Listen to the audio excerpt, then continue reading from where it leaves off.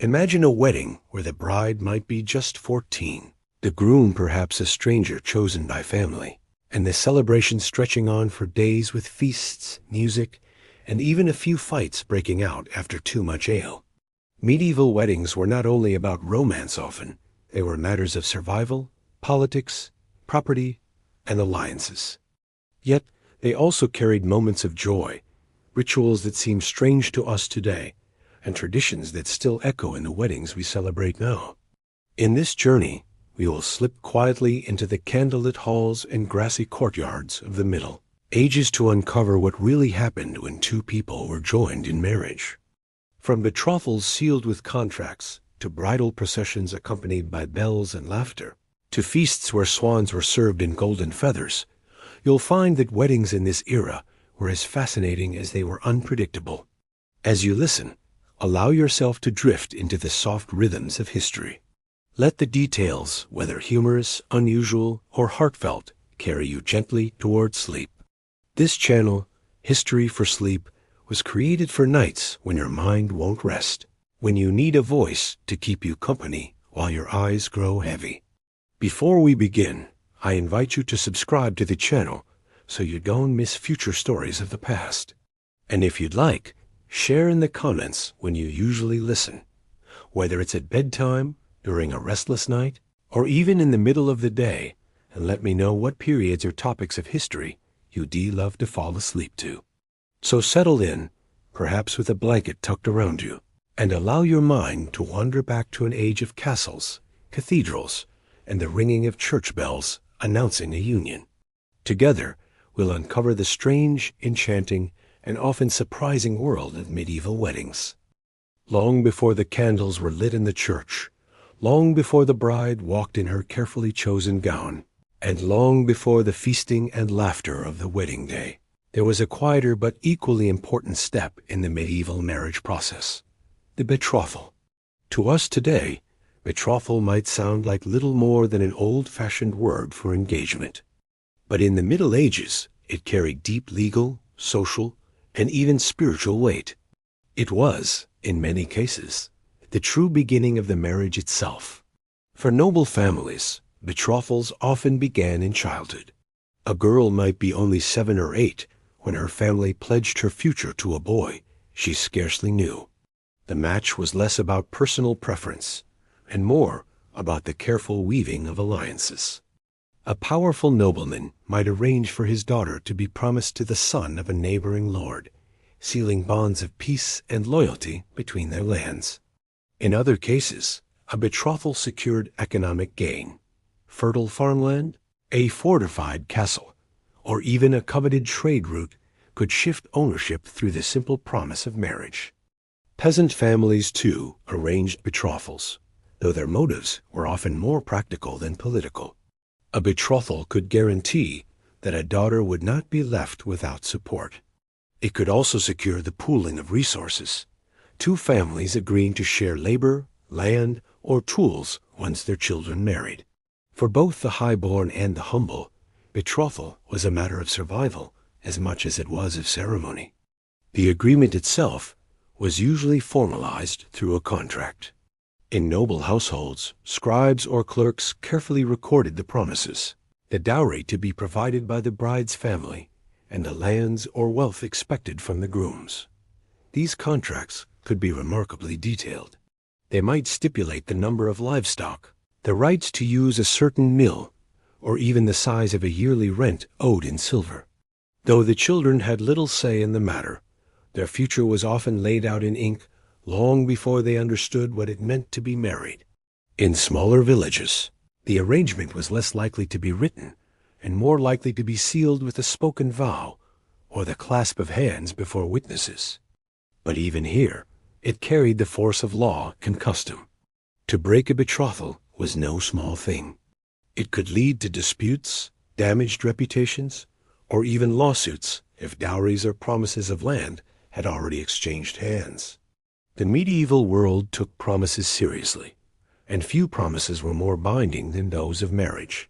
The ceremony of betrothal, when it was marked publicly, was often simple but meaningful. Families might gather in the home of the bride or groom, There, in front of witnesses, the young couple might be asked to declare their intent to marry. In some traditions, they joined right hands, a gesture that symbolized unity and mutual agreement. This act of handfasting, as it was sometimes called, could be temporary, an agreement to marry within a year, or it could serve as a near-complete marriage itself, lacking only the church's final blessing. Tokens were often exchanged. A ring, a clasp of woven ribbons, or even a small piece of silver could serve as proof of the promise. In noble households, the groom's family might provide an elaborate gift, perhaps a finely crafted belt, a brooch, or a chest of clothing, to signal their seriousness. These tokens carried symbolic weight, and losing or returning them could signify the breaking of an agreement. Children promised in this way grew up knowing their futures were already set. A daughter might spend her early years learning the customs, skills, and manners that would suit her new household. A son might be prepared for his role in managing land, defending property, or leading men in battle.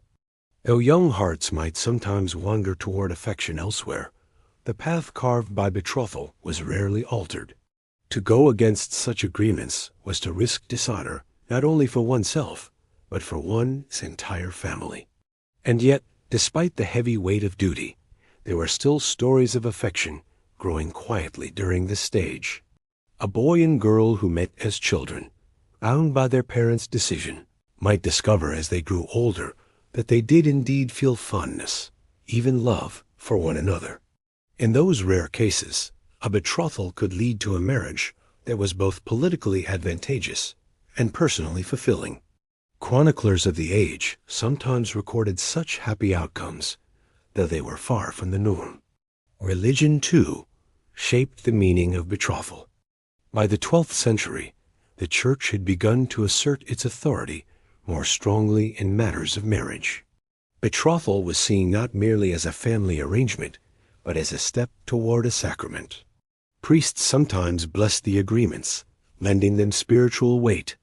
A broken betrothal, then, was not only a breach of contract, but in the eyes of some, a sin against the sacred order of Christian life. Superstition also surrounded this stage. It was thought unlucky to pledge oneself on certain days of the week or during seasons tied to fasting, such as Lent. Families might consult local wisdom, choosing auspicious days to announce promises. Some believed that the words spoken during the betrothal carried a power that lingered, binding the couple's fortunes together long before the wedding day. For nobles, these agreements were often followed by years of waiting. A girl might remain in her father's household until she reached the appropriate age, her dowry carefully prepared and guarded. For peasants, the wait might be shorter, as practical needs demanded that couples marry young to combine their labor and resources. But in either case, the betrothal was the first step on a journey that would end in the solemn vows of the church and the noisy joy of the wedding feast. As the candlelight flickered in the hall, or as the village gathered outside the church door, one thing was clear. Marriage in the medieval world began not with romance, but with a promise one that reached beyond two individuals to bind families, communities, and even kingdoms together. It was in these quiet early agreements, spoken or written, that the fate of countless lives was sealed. So as we drift deeper into this story, imagine the soft murmur of voices as families gathered, the rustle of parchment as contracts were unrolled, and the clasp of hands that joined two futures together. In those moments of early promise, the true weight of medieval marriage began. When we think of marriage today, we often picture two people making a choice out of love. But in the medieval world, marriage was rarely a private matter of the heart. It was instead a powerful tool and instrument for building alliances, securing wealth, and binding families together in ways that could shape villages, estates, and even entire kingdoms. To understand medieval weddings, we must first understand that behind every union stood careful calculations of power, property, and survival. Among the nobility, marriage was first and foremost a political act. A lord with a castle to protect might look to his neighbors, asking, which family could strengthen my position if joined through marriage? A daughter's hand was more than a personal gift. It was a bargaining chip, often exchanged for land, soldiers, or mutual protection. A nobleman might pledge his daughter to the son of an ally, ensuring that their families would support one another in times of war. In this way, a wedding was not only a celebration, but a treaty, its terms sealed with vows and blessings rather than ink and wax. Royal marriages carried even greater weight. A king might marry his daughter to the heir of a foreign crown, forging ties between nations. Such unions were rarely about affection. Instead, they were meant to secure peace, extend influence, or claim distant lands.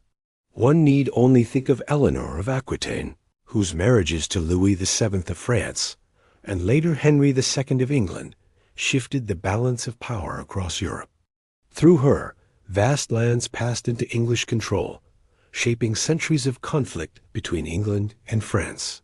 A wedding, in such cases, could alter the course of history as surely as any battle. But it was not only the highborn who used marriage as a strategy. Peasants, too, weighed the economic advantages of a match. A farmer's daughter might be married to a man who owned good tools, strong oxen, or fertile strips of land. In a world where survival depended on harvests, these details could make the difference between prosperity and hunger. Marrying into a hard-working or well-provisioned household was as much a form of security as marrying into noble bloodlines was for lords and ladies. The exchange of property was central to these arrangements. The bride's family was often expected to provide a dowry, a gift of money, goods, or land intended to support the new household. For nobles, dowries could be vast, including entire estates, livestock, and treasures. For peasants, they might be simpler: a cow, a chest of linens, or a few coins carefully saved. The dowry not only eased the young couple into their new life, but also demonstrated the bride's value to her husband as family. In some places, instead of or in addition to a dowry, there was the tradition of a bride price paid by the groom's family to the bride's kin. This exchange recognized the labor and worth of the woman who would leave her father's household to join another. Whether through dowry or bride price, marriage was deeply tied to the flow of wealth between families. These transactions made clear that weddings were not merely personal affairs. They were economic events, reshaping resources and fortunes. In towns and cities, marriage could also serve as a means of strengthening guild connections or trade networks. A merchant might marry his daughter to the son of another merchant, thus combining their businesses and ensuring a steady partnership. In this way, marriage became a tool of commerce as well as politics, binding not only people but entire industries together. The careful planning of marriages often left little room for personal choice. Parents, particularly fathers, exercised strong control over who their children would wed. It was expected that young people would accept the arrangements made for them. And while there were certainly cases of resistance, young men and women who fled, who married in secret, or who begged for unions based on love, these were exceptions rather than the rule. The weight of family honor, wealth, and survival was too heavy to ignore. Of course, not all marriages were successful alliances. Some contracts fell apart, dowries went unpaid, or political tides shifted. A marriage that once seemed advantageous could become a liability if alliances broke down. Yet even when strained, these unions revealed how central marriage was to the machinery of medieval society. They were not private acts, but public tools, woven into the fabric of politics, law, and economy. The Church, too, reinforced this view, though it added its own sacred layer. By blessing unions arranged for political or economic gain, the clergy provided spiritual legitimacy to what were often practical bargains. To the people of the time, marriage was not a contradiction of love and duty. It was the fulfillment of both earthly and heavenly order. For nobles and royalty, the spectacle of a wedding also served as public theater, displaying the wealth and power of the families involved. The more lavish the feast, the richer the gowns, and the greater the number of guests, the more prestige was claimed. In this way, the political and economic meaning of marriage was made visible to all who attended. Every dish served, every jewel worn, and every musician hired spoke of the family's strength and influence. For peasants, the celebration might have been simpler, but the meaning was much the same. A marriage bound families together, secured futures, and ensured that children would be born into households with the best chance of survival. Though the scale differed, the underlying logic was shared across all classes. Marriage was less about the individuals and more about the wider circle of kin, neighbors, and community. And yet, within these carefully arranged unions, there was still space for human emotion. Affection could grow over time. Trust could be built, and bonds of loyalty could deepen. The framework of politics and economics might dictate the union, but the lives lived within it could still hold tenderness and companionship. History is filled with accounts of couples who, though joined for duty, came to share genuine respect and love. As you picture these unions, imagine the quiet negotiations in candlelit chambers, the ink drying on carefully worded contracts, and the clasp of hands sealing promises between families. Think of the noble daughter whose dowry included a chest of silver coins, or the peasant girl whose family gave her a single cow as she left her home. In both cases, the weight of the union was immense. Marriage in the medieval world was not just about two people. It was about the merging of resources, the strengthening of alliances, and the weaving of society itself. Each vow spoken in the church echoed beyond the bride and groom, shaping the fortunes of families, villages, and nations. In the early Middle Ages, marriage was often a family affair. Agreements were made between parents, property was exchanged, and the couple might be considered bound without ever stepping foot into a church. But as centuries passed, the role of the church grew steadily stronger, until by the later medieval period, no wedding was considered fully valid without its blessing.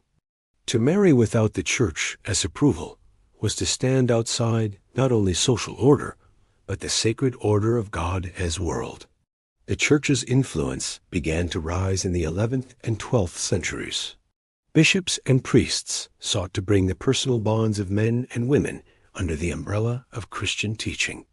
They argued that marriage was not simply a contract between families, but a sacrament, something holy, instituted by God and essential to the salvation of souls. This shift changed everything. Suddenly, the vows exchanged by bride and groom were not only promises to each other and to their families, but promises made before God himself. A medieval wedding in the church was a ritual filled with symbolism. The couple would stand before the priest, often just outside the church doors, so the community could witness their union. Here they exchanged vows words, spoken aloud, often in Latin, though the meaning was carefully explained so all could understand. The formula was simple but profound. Promises to love, honor, and remain faithful, spoken before witnesses. These vows were considered binding the moment they were exchanged. Unlike the betrothal, which could be broken with difficulty, the vows of marriage were meant to be permanent. To separate after speaking them was not only socially shameful, but spiritually dangerous. The church insisted that what God had joined, no man should put asunder. Divorce, in the way we think of it today, was nearly impossible. Annulments could be granted, but only under strict conditions, such as proof of close kinship that made the marriage invalid in the eyes of canon law, or evidence that the union had never been consummated. The church also provided blessings during the ceremony. Rings, when exchanged, were sanctified as symbols of eternal commitment, their circular form representing unending faithfulness. The priest might bless the couple with holy water, invoking God's grace upon their union. In some regions, a bridal mass was held immediately afterward, weaving the sacrament of marriage into the greater sacrament of the Eucharist. For the community, these rituals added weight and dignity to the marriage. The ringing of church bells marked the event, calling neighbors to witness and celebrate. To be married under the gaze of the church was to step into an order larger than oneself, an order that connected heaven and earth. The church's involvement also shaped the rules around who could marry whom. Canon law forbade marriage between close relatives, a restriction that stretched not just to siblings and cousins, but sometimes to distant kin as well. These prohibitions were partly about morality, but they also served to strengthen the church's control, since dispensations' special permissions had to be sought and granted by clerical authority. Nobles who wished to marry within their extended families to keep property consolidated often had to negotiate carefully with church leaders, sometimes even appealing directly to the Pope. Clerics also spoke out against certain customs they considered sinful or pagan. Hand fasting, for example, was viewed with suspicion, since it bypassed the formal sacrament. Likewise, marriages conducted in secrecy were discouraged, though they still happened. By the 13th century, the Church insisted that marriages should be performed publicly, before witnesses, and with a priest officiating. This emphasis on visibility reduced the chance of disputes, strengthened community oversight, and ensured that the union was fully integrated into Christian life. But even with the Church's growing authority, local traditions did not simply vanish. In many places, the old customs blended with the new. A bride might still receive charms to ward off bad luck, or a groom might carry a sword as a symbol of protection, even as the priest intoned holy words. The sacred and the superstitious often stood side by side, woven together in the fabric of medieval life. The Church also shaped the timing of weddings. Certain seasons, such as Advent and Lent, were considered inappropriate for marriage, since they were times of fasting and penitence. Couples had to plan carefully, ensuring that their celebrations did not clash with the rhythms of the liturgical year. Sundays were often favored, since the whole community would already be gathered for Mass. For peasants, the Church's blessing might be simple: vows spoken before the priest, a prayer offered, perhaps a short Mass. For nobles and royals, the ceremonies were grander, with choirs, incense, and elaborate processions. But whether humble or splendid, the Church's presence lent the same essential message, that marriage was not just a worldly matter, but a holy one. Beyond the ceremony itself, the Church also played a role in shaping the daily life of marriage. Sermons reminded couples of their duties: husbands to protect and provide, wives to be obedient and nurturing. Manuals written for confessors gave priests guidance on how to counsel married couples, warning against sins of adultery, cruelty, or neglect. Marriage was presented as both a comfort and a challenge, a path of mutual support, but also of discipline, meant to lead both husband and wife closer to God. There were, of course, tensions between this ideal and reality. Not every marriage was happy, and not every husband or wife lived up to the Church's teachings. Still, the institution provided a framework that gave meaning to unions, even when tested by hardship. In times of dispute, couples might turn to priests or bishops for judgment, appealing to the Church's authority to settle questions of inheritance, legitimacy of children, or accusations of infidelity. The Church's insistence on marriage as a sacrament also gave dignity to women in ways that might seem surprising. While women were often treated as pawns in family strategies, the Church taught that a valid marriage required the free consent of both bride and groom. This was not always respected in practice, especially when young girls were involved, but it established a principle that the woman's voice mattered in the making of a marriage.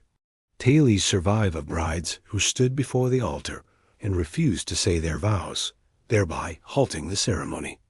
Such moments, though rare, show how the Church's doctrine sometimes gave women a degree of power within an otherwise patriarchal system.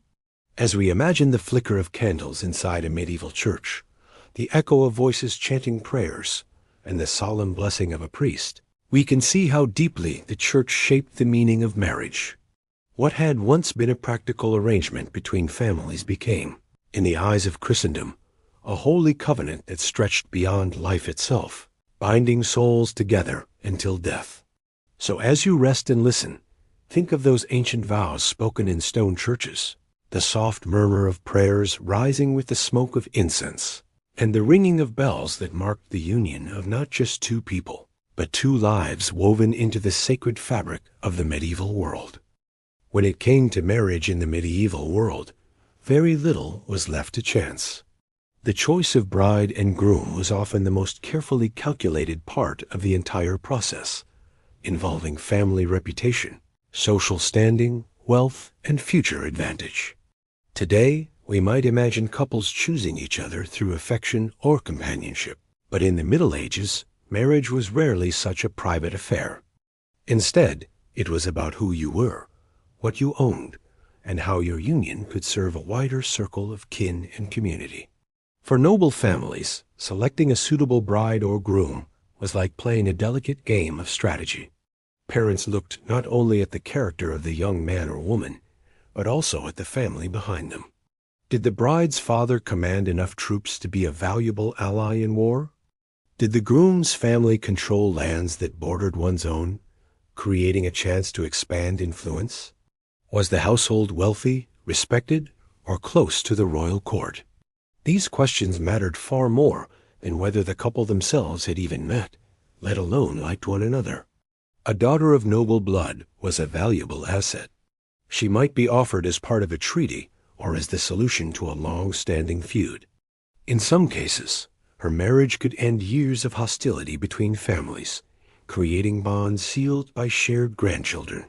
But the choice had to be made carefully. Marrying too far below one's rank could bring disgrace, while aiming too high might risk rejection or political backlash. Thus, noble parents walked a fine line, balancing ambition with caution. Sons, too, were carefully matched. A promising heir might be paired with a wealthy heiress, ensuring the continuation of estates or the accumulation of new ones. Inheritance laws made these choices even more crucial. If a wealthy landowner died without a male heir, his daughter's marriage could determine the fate of his lands. By marrying her to a powerful family, her inheritance passed into their hands, reshaping the map of property and power. For peasants, the choices were less grand, but no less significant. A farmer might seek to marry his son to a girl whose family had a good plot of land or sturdy livestock. A daughter might be married to a man known for his strength in the fields, his honesty, or his ability to provide steady labor. These marriages, though humbler in scale, were still vital strategies of survival. They ensured that families pooled their resources, creating households better equipped to withstand hard winters, failed harvests, or sickness. Appearance and health also played their part in the choice. A strong, healthy bride was seen as more likely to bear children, while a groom in good condition could provide labor and protection. Beauty, though admired, was not usually the primary consideration. Far more important was the ability to continue the family line and to contribute to the household's survival. Religion added another layer of complexity. The Church's rules against marrying close kin meant that families had to trace their connections carefully before making arrangements. In many cases, noble families had intermarried so extensively that dispensations from the Pope were required to allow a match. This gave the Church yet another means of influence over who could marry whom, as it controlled permissions that could make or break alliances. There was also the question of reputation. Families sought spouses for their children whose households were respected and honorable. A bride with a history of scandal or a groom known for reckless behavior could tarnish the standing of those who married into them. Reputation was a form of currency, as valuable as land or silver, and it could rise or fall with the unions that were made. While personal choice was rare, it was not completely absent. Some records tell of young men and women who managed to exert influence on their parents' decisions. A son might refuse a bride he disliked, or a daughter might plead for a match with someone she favored. Such voices were more likely to be heard in peasant families, where the stakes were practical rather than political. Yet even in noble households, There are stories of couples who managed to marry for affection, though often such unions were criticized as foolish or reckless. One fascinating aspect of choosing a bride or groom was the role of intermediaries. Families did not always negotiate directly. Instead, they might rely on go-betweens, trusted friends, clerics, or even professional matchmakers who could speak on their behalf, smoothing over difficulties and ensuring that both sides reached agreement. These intermediaries carried not only messages, but also tokens, such as gifts or letters, which helped formalize the early stages of the arrangement. Among the wealthy, gifts were essential in signaling intention. A ring, a belt, or a finely embroidered cloth might be sent from one household to another as a gesture of interest. If accepted, the gift signified that discussions could move forward. If rejected, it was a polite way of declining the match without open insult. Such exchanges added a layer of ritual to the process, turning negotiations into ceremonies of their own. Of course, not all choices were welcomed by those directly involved. Imagine a young girl, scarcely 14, learning that her future had been decided for her, or a boy told he would marry into a household he hardly knew. Their lives were shaped by decisions made in chambers, lit by candles, and filled with murmurs of negotiation. While some accepted their fates quietly, others resisted, leading to tales of secret loves, broken betrothals, and even elopements. These, however, were rare exceptions, often remembered precisely because they defied the norm. What is striking is how carefully balanced the considerations were. A good match was like a puzzle piece, fitting neatly into the broader design of family ambition. Too small a dowry, too distant a kinship, or too poor a reputation could make the piece unworkable. But when chosen wisely, a marriage could strengthen households for generations, providing stability, wealth, and honor. So when we think of the medieval bride and groom, let us not imagine two individuals meeting by chance or following their hearts. Instead, let us picture families in quiet discussion, elders weighing options, and contracts drawn up with care. The young couple might be the faces at the altar, but behind them stood entire networks of kin, neighbors, and alliances that had shaped the decision long before the vows were spoken. As you drift with this story, imagine the flicker of lamplight on parchment, the low voices of parents deciding their children's futures, and the subtle exchange of gifts that sealed promises. In those choices calculated, cautious, and often impersonal, the foundation of medieval marriage was laid. When we picture courtship today, we often imagine long walks, whispered promises, or tender gestures of affection freely given between two people. In the medieval world, however, courtship was rarely about personal romance in the way we think of it now. More often, it was a delicate balance between family expectations, social obligations, and symbolic gestures meant to show intent or loyalty. Yet within these boundaries, there were still moments of tenderness, tokens of affection, and rituals that gave couples small glimpses of intimacy before marriage. For noble families, courtship was often less about wooing and more about negotiating. Once parents had arranged a match, the young couple might be formally introduced, often in the presence of family members or guardians. Their interactions were carefully watched. A daughter was expected to carry herself with modesty, showing deference to her elders and respect toward her betrothed.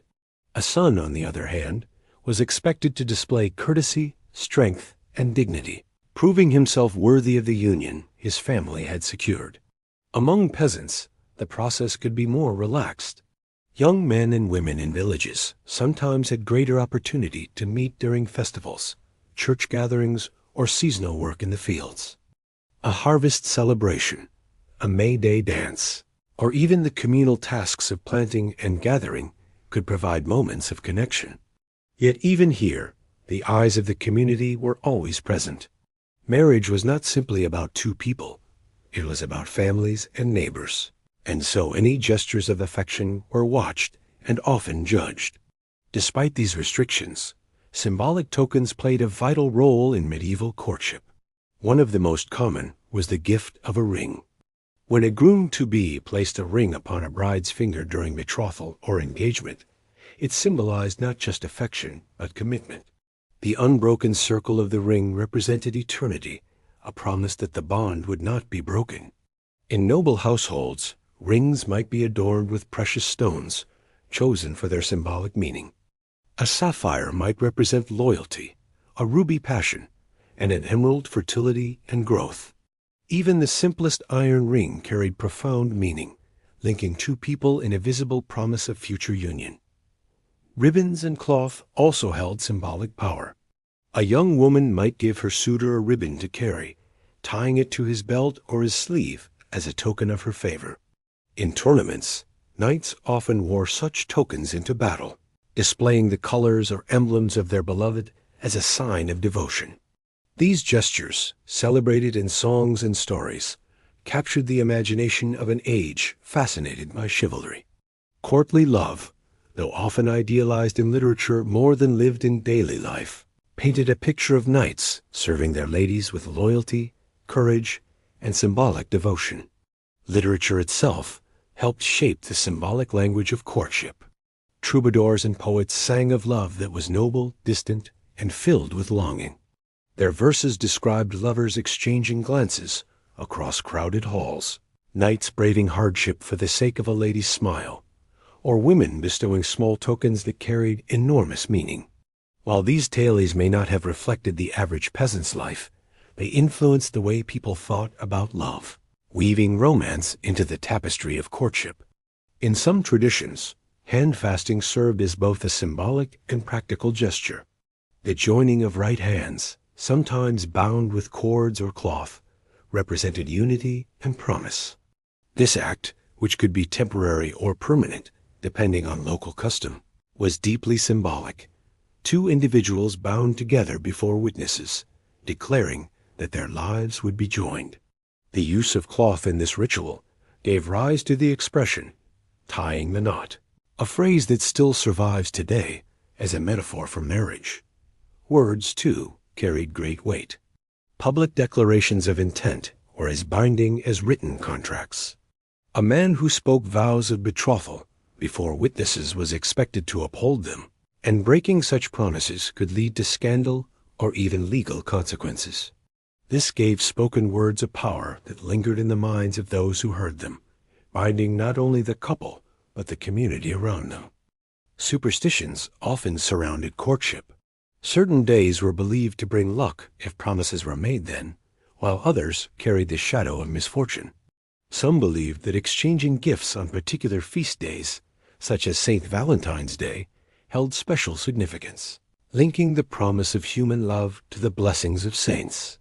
Although much of this survives in faint echoes today, it was taken very seriously in the Middle Ages, when every gesture was imbued with deeper meaning. Even gestures as simple as sharing food or drink could carry symbolic weight. To break bread together or drink from the same cup was a sign of unity and trust, hinting at the life the couple would one day share. In noble feasts, such gestures might be performed in front of witnesses, turning private symbolism into public declaration. Of course, not every courtship was smooth. Some young people resisted their arranged matches, seeking affection elsewhere. There are stories and chronicles of secret meetings, stolen kisses, and promises whispered away from the watchful eyes of parents and priests. These moments remind us that human hearts have always longed for connection, even when social expectations stood in the way.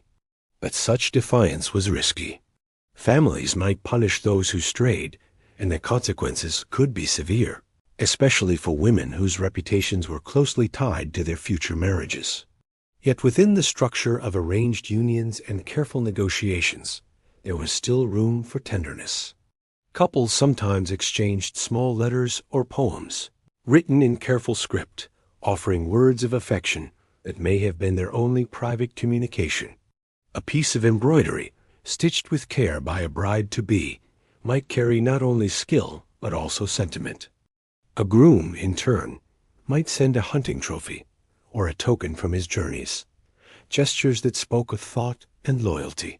In the end, medieval courtship was less about choice and more about ritual, less about spontaneous romance and more about symbolism. But within those rituals lay a quiet poetry. Rings, ribbons, words, and gestures became vessels for meaning, carrying hopes and promises into the uncertain future. These symbols gave shape to feelings that could not always be freely expressed, allowing affection to bloom in subtle, often overlooked ways.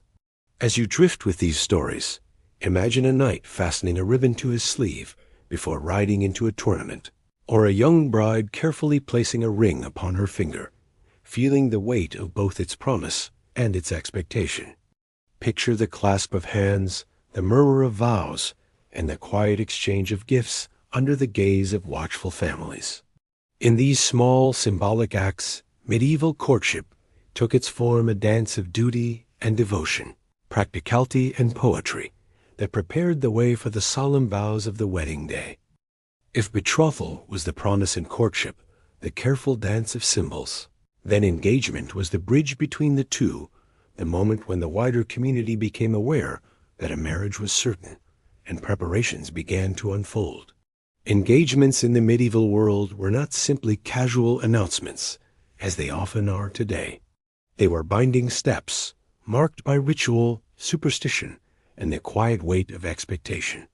An engagement might begin with a formal announcement made by the families. In noble households, this often took place in a great hall, with witnesses present to ensure that the promises were heard and remembered.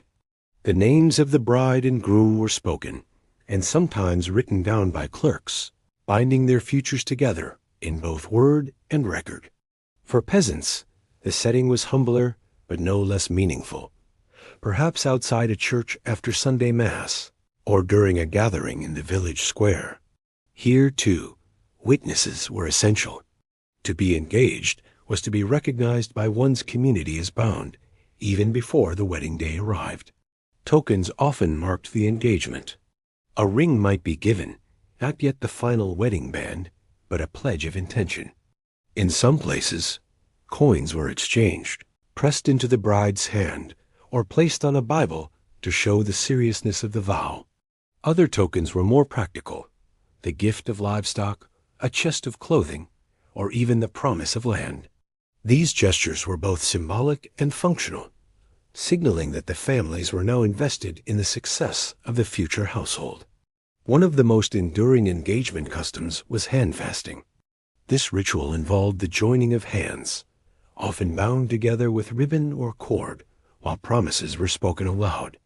Depending on local tradition, a hand fasting could be temporary, lasting a year and a day, or it could be binding until a formal wedding followed. The symbolism was simple but powerful. Two individuals tied together, visible proof of their union before God and community. Engagements were not merely private arrangements, they were deeply social events. Once an engagement was announced, the families became linked in the eyes of neighbors, allies, and sometimes rivals. Gifts and visits might be exchanged as the households grew accustomed to their new connection. For nobles, this could mean shared hunts, banquets, or journeys between castles. For villagers, it might involve joint work in the fields or shared celebrations at local festivals. The engagement thus prepared not only the couple, but also the wider community for the coming marriage. Superstition played its part as well. Certain days were considered more favorable for engagements, just as they were for weddings. To pledge oneself during a holy feast was seen as especially auspicious, tying the couple's promise to the blessings of the saints. Conversely, to announce an engagement on unlucky days, such as those associated with misfortune or fasting, was avoided. Some believed that the words spoken at an engagement carried magical weight, binding the couple's fortunes together long before the wedding vows themselves. Breaking an engagement was no small matter. Because promises were made publicly and often accompanied by tokens or gifts, to withdraw was seen as dishonorable. Families might demand compensation, especially if dowries or bride prices had already been discussed. In some cases, disputes over broken engagements ended up in court, where clerics or local lords judged the matter. The stain on a family's reputation could be lasting, reminding us how binding the engagement was seen to be. Among the nobility, engagements could last for years, especially if the bride and groom were still children at the time of the arrangement. A young girl might be formally engaged at 12, but not married until she was of age, sometimes 14 or later. During this period, her family prepared her dowry, while her betrothed's household readied itself to receive her. These long engagements served as a kind of limbo binding, but incomplete, filled with expectation yet still awaiting fulfillment. Among peasants, engagements tended to be shorter. Practical needs required couples to marry young, combining their labor as quickly as possible to support new households. Engagements in these cases might last only months, just long enough for arrangements to be made, a church date secured, and modest preparations completed. Music and celebration sometimes accompanied engagements, particularly in villages where any excuse for festivity was welcome. Friends and neighbors might gather for a small feast, sharing ale and bread, while the newly engaged couple was toasted.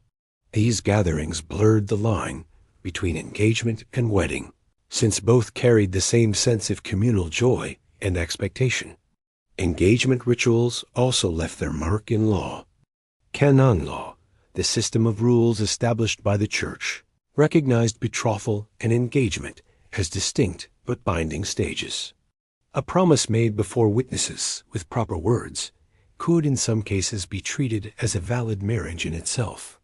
This blurred boundary between engagement and wedding caused much confusion, and many disputes in the medieval courts were about whether a union was true marriage or only a promise. The engagement period also gave families time to negotiate the finer points of dowry, inheritance, and household management. These discussions could be as important as the engagement itself, shaping the couple's future stability. The presence of gifts and tokens at the engagement ceremony was often a sign that these negotiations were already underway, anchoring the promises in practical reality. Though heavily structured, engagements were not without moments of tenderness. Couples might exchange small personal gifts, embroidered cloths, tokens of wood or metal, or even simple letters of affection. These items, modest compared to the larger gifts of families, carried deep meaning for the individuals involved. They were private symbols within a very public process, reminders that beneath the weight of duty, there was still room for personal feeling. As we picture these rituals, let us imagine a quiet village square with neighbors gathered to hear the priest bless an engagement.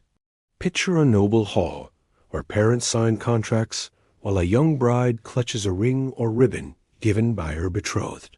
Hear the murmur of witnesses, the clasp of hands bound with ribbon, and the cheer that follows when the promises are made. Engagements in the medieval world were more than announcements. They were steps into a binding future, rich with meaning, ritual, and expectation. So as you drift with this story, imagine the gentle tightening of a cord around two joined hands, the solemn exchange of vows, and the promise of a life yet to be lived. Engagement was the moment when the path toward marriage became certain, and when the weight of duty and hope settled softly upon two young souls preparing for the next great step. Long before the vows were spoken in a church or the feast began in a great hall, the wedding day itself required careful preparation. In the medieval world, this preparation was not simply about planning a party. It was about arranging symbols, securing alliances, and ensuring that every detail reflected the seriousness of the union. From the clothing to the food, from the decorations to the presence of witnesses, each step carried meaning. To be ready for the wedding was to prepare not only for celebration, but for a new life. For noble families, the preparations often began months in advance. A date was chosen with care, avoiding seasons of fasting such as Lent or Advent, and ensuring that the day would not clash with other obligations of court or war. The chosen date was often considered auspicious, selected after consultation with clergy who advised on holy days and favorable times. Once the day was fixed, preparations unfolded like a tapestry being woven. The church itself had to be readied. In towns and villages, this might mean sweeping the nave, lighting candles, and decorating with flowers or greenery gathered from the surrounding fields. For noble weddings, the scale could be much greater. Altars might be draped with fine cloths, walls adorned with tapestries, and incense made ready to burn during the ceremony. The church was not only a sacred space, but also a stage upon which the union was blessed before God and community. In homes and halls, clothing was prepared. For the bride, garments were chosen with special care. Noble brides might wear gowns of silk or velvet, embroidered with gold thread or studded with pearls. Peasant brides wore simpler dresses, often of wool or linen, but still their best, sometimes newly dyed in colors that symbolized joy and fertility. Veils were often prepared, symbolizing modesty and the transition from maidenhood to marriage. The groom, too, readied his attire, noblemen in rich fabrics, peasants in sturdy but clean garments. Weapons might even be polished and worn by grooms, not for battle, but as symbols of manhood and protection. Dowries and gifts were another important part of preparation. A noble bride's family might spend weeks gathering chests of silver, clothing, jewels, or even lands to present as part of the marriage contract. Peasant families might prepare more modest offerings, livestock, tools, or household goods that would help the couple establish their home. These items were not simply material wealth, they were symbols of the family's honor and investment in the future. Food was a central concern. Weddings were occasions of feasting, and the scale of the meal reflected the status of the families. For nobles, cooks began preparations well in advance, securing game, poultry, fish, bread, and sweets. In some cases, exotic spices, imported wine, and rare fruits were procured to display wealth and refinement. For villagers, preparations were communal. Families contributed bread, ale, and whatever livestock they could spare. A pig or cow might be slaughtered, ensuring enough meat to feed the gathered neighbors. In either case, the food was both a celebration and a declaration of generosity. Invitations, though not written in the way we think of today, were extended as part of preparation. For nobles, heralds, or messengers carried word to distant allies, summoning them to attend. Their presence was essential, as weddings were occasions for strengthening bonds and renewing loyalty. For peasants, the invitation was simpler and more local. Word spread quickly through the village, and no neighbor would be left out of the celebration. To be absent would be an insult, for weddings were moments when the whole community gathered to share in joy. The physical journey of the bride was also carefully planned. In many traditions, the bride was escorted from her father's house to the church or the groom's home, often accompanied by music, singing, or the ringing of bells. This procession required preparation, arranging escorts, readying horses or carriages for noble families, and ensuring that the path was lined with signs of welcome. For peasants, the walk might be shorter, but no less significant, as neighbors gathered along the way to witness the passage of the bride from one household to another. Superstitions surrounded many aspects of preparation. Some believed that it was unlucky for the groom to see the bride in her gown before the ceremony, a belief that has echoes in modern custom. Others avoided certain colors or symbols that were thought to bring misfortune. Charms might be prepared and hidden in the bride's clothing or sewn into the hem of her gown to ward off evil spirits. Bells were often rung on the wedding day, not only to announce the event, but to drive away bad luck and ensure a joyful union. Behind all these visible preparations was the quiet labor of many hands. Servants polished silverware, cooks stirred pots over smoky fires, seamstresses adjusted gowns, and stable boys readied horses. In villages, neighbors lent tools, baked extra bread, and brewed additional ale, knowing that the entire community would share in the feast. The work was demanding, but it was also filled with anticipation, as each person contributed to the making of a day that would be remembered. The bride and groom themselves prepared in their own ways. A bride might spend the days before her wedding in prayer, seeking blessing for her new role. She might also be given advice by older women, guidance on managing a household, raising children, and honoring her husband. A groom, meanwhile, might be counseled by male relatives on his duties to protect and provide, and perhaps reminded of the honor he must uphold as a husband. These preparations were as much spiritual and moral as they were material. As the wedding day drew closer, excitement built. The church bells were made ready, the feast awaited, the clothing was laid out, and the gifts were assembled. The air itself seemed charged with anticipation, for a wedding was more than a private affair. It was the weaving together of families, the renewal of community bonds, and in noble cases, the shaping of political alliances. Every detail mattered, every step carried meaning. So as you imagine these preparations, picture the hum of activity in a castle kitchen, the smell of roasting meat, the gleam of polished goblets. Picture the village green, with neighbors stringing garlands of flowers, and the simple joy of shared work. Hear the rustle of fabric as gowns are adjusted, the murmur of prayers spoken quietly before dawn, and the distant toll of bells waiting to ring.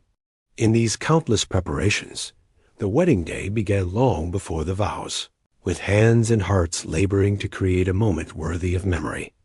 Few images from a wedding linger more vividly in the imagination than the bride in her gown. In the medieval world, her clothing carried immense weight.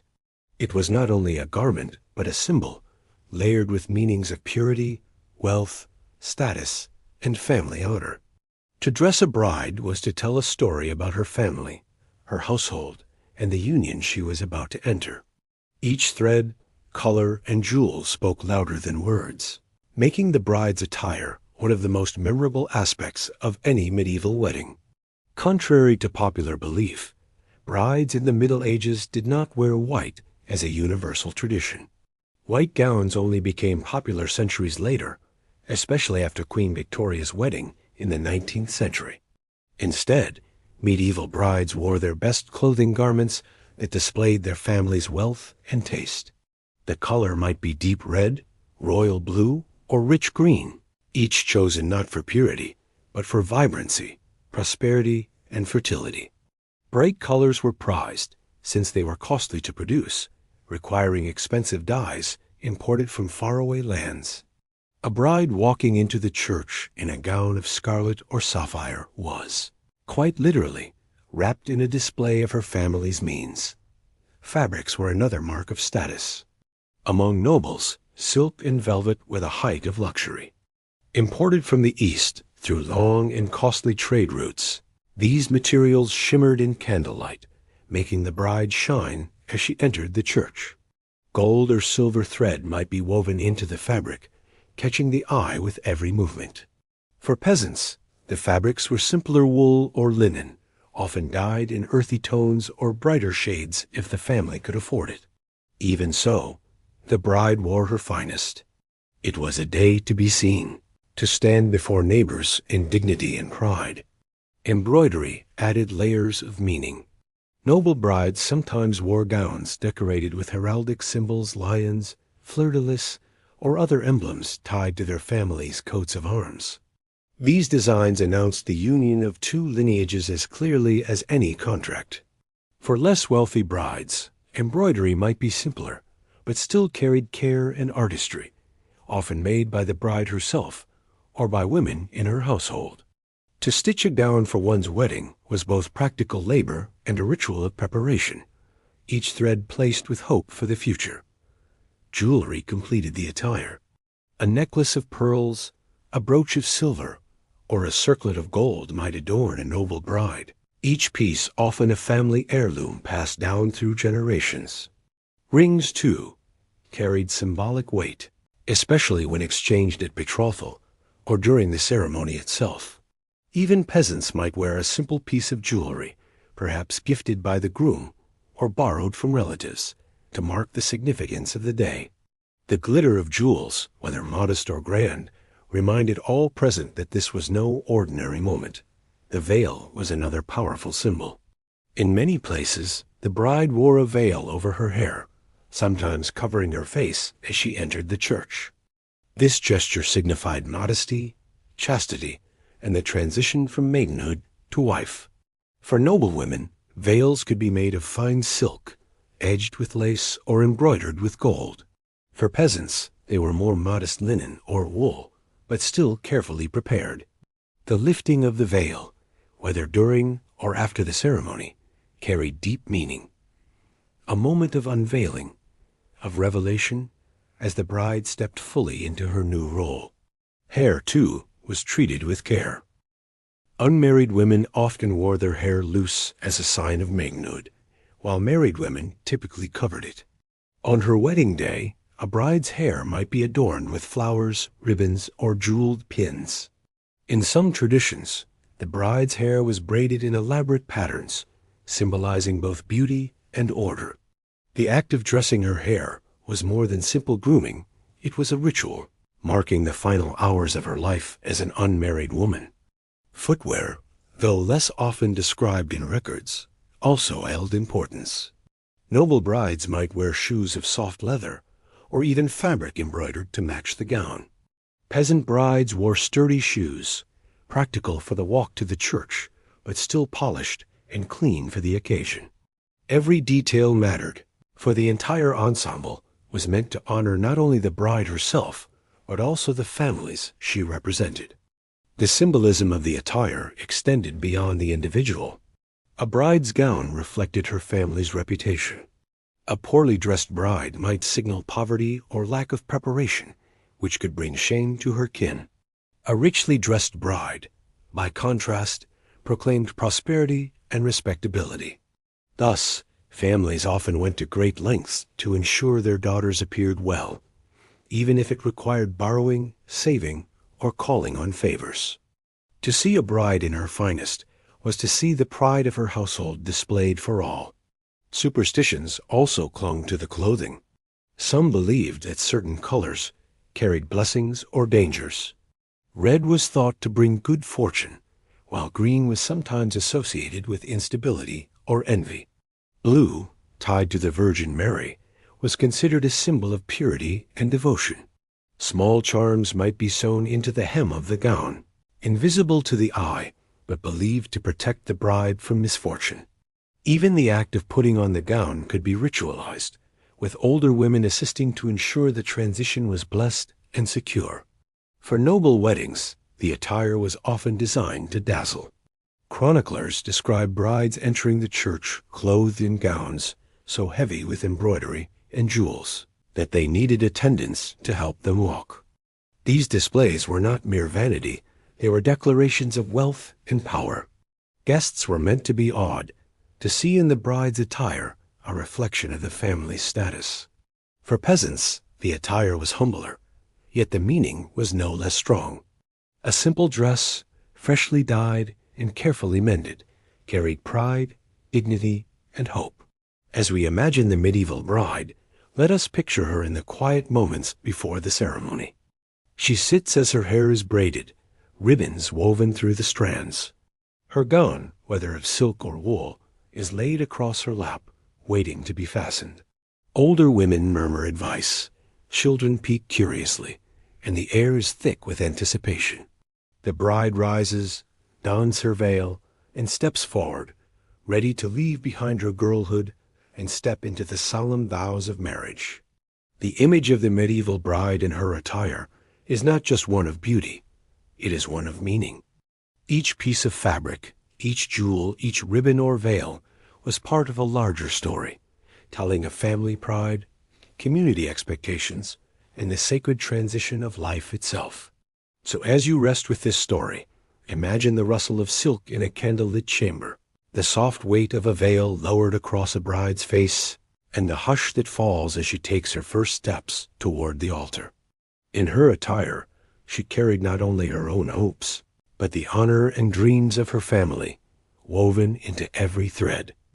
Though the bride often held the most attention on a medieval wedding day, the groom's role was just as significant. His appearance, his demeanor, and his responsibilities told the story of his household, his family's honor, and his ability to step into the duties of married life. The medieval groom was expected not only to look the part of a husband, but also to embody the qualities of protection, provision, and dignity. His clothing, his bearing, and even the way he conducted himself during the ceremony were all part of the spectacle of marriage. Unlike the bride, who often dazzled with bright colors and rich fabrics, the groom's attire tended to lean towards strength and authority. A noble groom might appear in a tunic of velvet or silk, perhaps embroidered with gold thread or lined with fur. The cut of his garments was designed to emphasize stature, with broad shoulders and a strong belt at the waist. A cloak, clasped at the chest with a jeweled brooch, might fall over his shoulders, adding weight and gravitas. Boots of soft leather, polished to a shine, completed the look. His clothing spoke not only of wealth, but of his readiness to lead a household. Peasant grooms, while lacking in silks and furs, still wore their finest clothing. A wool tunic, newly dyed or freshly washed, might be belted at the waist, with leggings and sturdy boots. Some grooms borrowed garments from wealthier relatives or neighbors, so that they could appear well-dressed before their community. A new cloak or a carefully mended shirt was a sign of respect for the occasion, even if it was simple compared to noble attire. Just as with the bride, the groom's clothing reflected family pride, and no detail was overlooked. One striking feature of the groom's attire was the sword or dagger he often wore.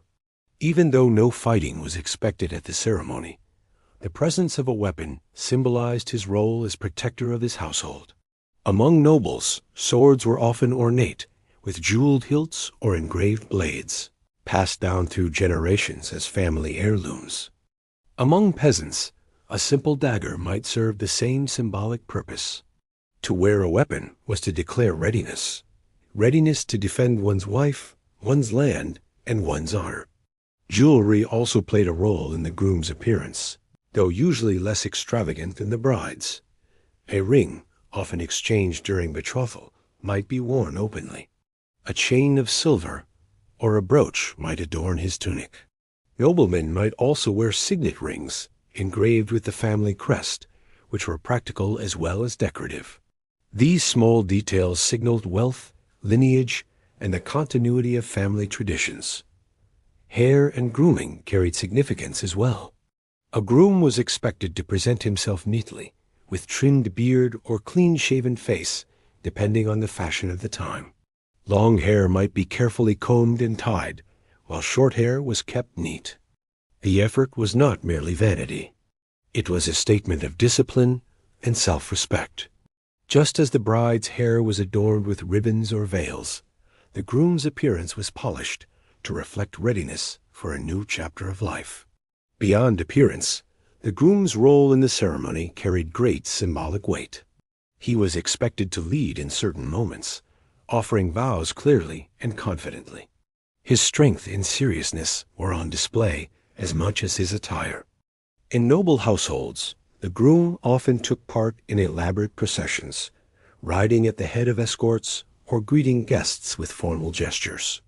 Among peasants, the groom might simply lead his bride to the church, walking beside her through the village streets.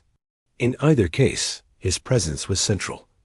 He was the one taking on responsibility for the household that would follow. The groom was also expected to provide. This role began even before the ceremony, as negotiations about dowry and gifts were finalized. He, or more often his family, had to ensure that the bride would be received into a household prepared to sustain her. Property, tools, livestock, or money might be set aside, showing that the groom was capable of supporting not just a wife, but eventually children. This expectation was deeply rooted in the social and economic realities of the Middle Ages, when survival depended on strong, well-managed households. In noble contexts, the groom's role was political as well. His marriage was a declaration of alliance, and his appearance at the altar was a signal to allies and rivals alike. Every detail, from the richness of his clothing to the number of attendants in his procession, was carefully observed. A poorly dressed or ill-prepared groom could cast doubt on his family's stability. A splendid, confident groom, by contrast, reassured guests of his household's strength and ambition. The groom also carried symbolic duties during the feast that followed the ceremony. He was expected to lead in toasts, to demonstrate generosity, and to ensure that guests were well fed and entertained. In this role, he was more than a husband, he was a host, embodying the hospitality that would define his household. Among peasants, this meant making sure the ale was poured and the food shared fairly. Among nobles, it meant presiding over a banquet filled with music, dancing, and spectacle. In both cases, the groom's behavior was remembered long after the day itself. Superstitions touched the groom as well. Just as brides carried charms sewn into their gowns, grooms might wear tokens believed to bring luck or protection. Some tucked small relics or amulets into their clothing. Others carried herbs, such as rosemary or rue, thought to guard against misfortune. These hidden details added another layer of meaning to his appearance, an unseen shield for the uncertainties of married life. And yet, beneath all the symbols and expectations, the groom was still a man standing at the threshold of a new chapter.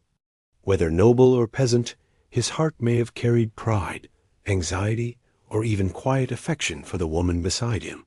His attire, his role, and his demeanor were outward signs of duty, but behind them stood a very human experience, the moment of stepping into a partnership that would shape the rest of his life. As you imagine the medieval groom, picture him in his best attire, a velvet tunic clasped with a jeweled brooch, or a woolen cloak tied simply at the shoulder. Picture the sword at his side, gleaming in the light, and the steady set of his jaw as he prepares to speak his vows. Around him, family and community watch closely, measuring his every detail. He is not only a man, but a symbol of lineage, protection, and responsibility. So as you drift with this story, think of the quiet pride in the groom's stance, the weight of his cloak, the polished leather of his boots, and the small token of luck hidden close to his heart. In his appearance and in his role, the medieval groom embodied the balance of duty and hope, stepping forward into a life forever bound to another. Before vows were exchanged in the church, or feasts began in the hall, there was often the spectacle of the wedding procession. This movement from the bride's home to the church, from the church to the feast, or through the streets of a village, was more than simple travel. It was a ceremony in itself, filled with symbolism, music, laughter, and at times even mischief. For the medieval community, the procession was a chance to witness and to participate in the joining of two households. The most important procession was usually the one that carried the bride to the church. In many traditions, she left her father's home surrounded by relatives, friends, and attendants. The journey might be short in a small village, or longer if she traveled from one manor to another. Either way, the act of leaving her home and being escorted to the church was highly symbolic. It marked her transition from daughter to wife, from one household to another. The path was often lively. Musicians might walk ahead, playing pipes, drums, or fiddles. Singers might follow, chanting songs that ranged from solemn hymns to playful verses celebrating love and fertility.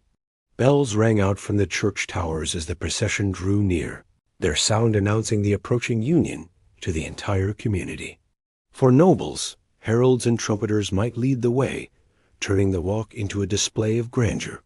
For peasants, neighbors joined in with laughter, clapping, and the sounds of simple instruments. The bride was often accompanied by attendants who helped carry her train or shield her with a canopy. Noble brides might ride on horseback or in a carriage, their attire gleaming in the sunlight. Peasant brides usually walked, though sometimes a cart was prepared, decorated with greenery or flowers gathered by the community. However she traveled, the bride was the focus of all eyes, her appearance and demeanor carefully watched as she made her way to the church. The groom, too, had his place in the procession. In some traditions, he waited at the church to receive his bride. In others, he rode or walked at the head of his own party, meeting her midway so that the two processions could join together. This joining was itself symbolic, two households converging into one, two families walking side by side toward the altar. The moment when the bride and groom came together was often greeted with cheers, songs, and sometimes the throwing of grain or herbs as a blessing of fertility. Communities treated the procession as both solemn and festive. On one hand, it was a sacred journey to the church, where vows would soon be spoken before God. On the other hand, it was an opportunity for celebration, filled with laughter, playful teasing, and even a few practical jokes. In some regions, villagers would block the path with ropes or carts, demanding small gifts or coins from the groom before letting the procession pass. These rituals of mock resistance were symbolic, representing the challenges of entering marriage and the groom's willingness to provide. The decorations along the way also carried meaning. Doorways and windows might be hung with greenery or garlands of flowers. Herbs like rosemary, believed to bring love and remembrance, were often scattered in the path or woven into wreaths. Torches or lanterns lit the way if the procession took place in the evening, creating a scene both festive and reverent. For noble weddings, banners and flags bearing family crests might line the streets, turning the entire event into a pageant of heraldry and power. The sounds of the procession were unforgettable. The steady beat of drums, the high notes of flutes, and the rhythm of footsteps on cobblestones or dirt roads created a kind of living music. The voices of neighbors rose in song, some solemn and others teasing. Laughter mixed with the ringing of bells, creating an atmosphere of joy that carried the couple toward the vows that awaited them. For those watching from windows or fields, the sound itself was a sign that life continued, that families grew, and that the community thrived. Once the vows were spoken, another procession often followed. The newly married couple, now united, left the church to walk together through the village or ride together to the feast. This return procession symbolized the new household formed, with bride and groom side by side. In some regions, children ran ahead, shouting joyfully or throwing herbs and flowers in the path. In others, villagers escorted the couple with torches, ensuring they arrived safely at their home or hall. Feast processions could be even more elaborate for nobles. Guests might be led from the church to the banquet in a long, winding line, accompanied by trumpets and fanfare. At times, actors or jesters joined in, providing entertainment even on the walk itself. For peasants, the journey might be simpler, a short walk from church to cottage, but still filled with singing, laughter, and community joy. Superstition shaped these processions too. It was considered important to protect the bride and groom from ill luck on their journey. Charms were sometimes carried, and blessings were spoken aloud as they passed. The ringing of bells was believed to frighten away spirits that might seek to disrupt the union. Even the noise of laughter and music was thought to help, surrounding the couple with sound that warded off harm. The processions also made visible the social fabric of medieval life. The order of who walked where mattered. Nobles led with dignity, surrounded by attendants who reflected their status. Villagers followed patterns of kinship, with relatives close to the couple and neighbors further back. Everyone had a place, and everyone's presence was noted. To walk in the procession was to be part of the story, a witness and participant in the union of two families. As you picture these scenes, imagine the sunlight catching on banners, the shimmer of a bride's gown as she rides beneath a canopy, the cheerful shouts of children darting at the edge of the crowd. Imagine the beat of drums, the ringing of bells, the smell of flowers scattered on the ground, and the joyful noise of a community gathered together. For the medieval world, the wedding procession was more than a walk. It was a living ritual, weaving together sacred promise and festive joy. So as you drift with this story, think of the steady rhythm of footsteps on stone, the bright notes of pipes and fiddles, and the warmth of a community encircling two young lives. In the wedding procession, the medieval world celebrated not only a marriage, but the continuation of life, hope, and shared belonging. After all the preparations, the betrothal, the tokens exchanged, and the joyous procession through streets or fields, the heart of the medieval wedding took place inside the church. Here, beneath the vaulted ceilings of stone, and the glow of candles and the scent of incense, the bride and groom stood together to speak their vows. The church ceremony was the moment that transformed promises into a sacred covenant, binding not only two individuals, but also their souls before God and community. In the earlier centuries of the Middle Ages, marriages were not always held inside the church itself. Many ceremonies took place just outside the church doors, where the community could easily gather to witness the vows. Over time, however, it became more common for the ceremony to move inside, near the altar, as the church sought to emphasize the sacramental nature of marriage. By the 13th century, the wedding ceremony as we imagine it today, with bride and groom standing before a priest inside the church, had become the norm across much of Europe. The atmosphere within the church was solemn, yet filled with anticipation. Bells rang to summon neighbors and kin. Guests filed into pews or stood along the nave, whispering and adjusting their clothing as the bride and groom were led to their places. The priest, vested in robes of white or gold, opened the ceremony with prayers, invoking God's blessing upon the union. The language was often in Latin, but the meaning was explained in the local tongue, so that all could understand the gravity of the words spoken. At the heart of the service were the vows. The priest would ask the bride and groom if they came freely to be joined, and each was expected to answer clearly. The groom pledged to love and protect his wife, while the bride promised to love and honor her husband. These words were simple, but they carried immense weight. In a time when contracts bound lands and armies, these spoken promises bound two lives. Witnesses stood nearby to ensure that the vows were heard, for in the medieval world, spoken words had the power of law when given before God. The exchange of rings was also part of the ceremony, though not always in the way we recognize today. Sometimes the groom alone wore a ring, a sign of his promise. In other places, both bride and groom exchanged rings, often blessed by the priest. The circular band represented eternity, no beginning, no end, and so symbolized the unending faithfulness of marriage. In noble families, rings might be studded with gems, while peasants used simpler bands of iron or bronze. Regardless of material, the meaning remained the same, a visible daily reminder of sacred vows.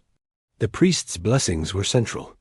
He called upon the saints, invoked God's grace, and prayed for fertility, prosperity, and harmony in the household to come. Holy water might be sprinkled over the couple. The bride and groom were sometimes draped with a cloth, a wedding pall, symbolizing their union under one covering.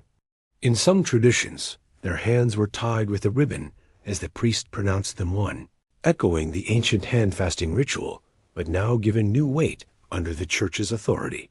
A mass often followed, especially for noble weddings.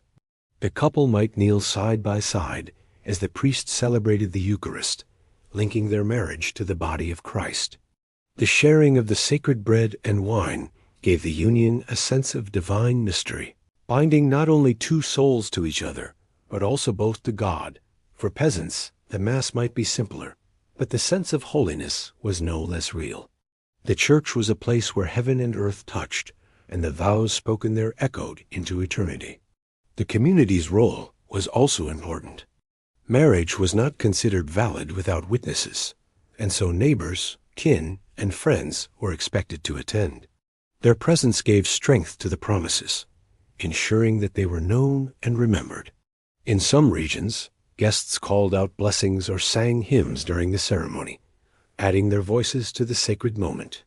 The union was not only between two people, but also woven into the fabric of the community that gathered around them. Superstitions clung to the ceremony as well. Some believed that stumbling at the altar was a bad omen, or that dropping the ring might bring misfortune. Certain prayers were thought to carry special blessings if spoken without error. Brides sometimes carried herbs or charms hidden in their clothing to ward off evil, even as the priest's blessings were spoken aloud. The sacred and the superstitious mingled freely, for medieval people lived in a world where faith and folklore walked hand in hand. The conclusion of the ceremony was marked with joy. Once the vows were spoken, and the priest declared them husband and wife, bells pealed from the tower. Guests cheered, sometimes throwing grain or herbs over the couple as they left the church, symbols of fertility and abundance. The solemnity of the vows gave way to laughter, music, and the anticipation of the feast to come. The bride and groom, now united in the eyes of both God and man, stepped into their new lives with blessings ringing in their ears. The church ceremony was not only the climax of the wedding, it was also the foundation of marriage itself. The vows spoken there were unbreakable, considered permanent unless annulled under rare and strict conditions.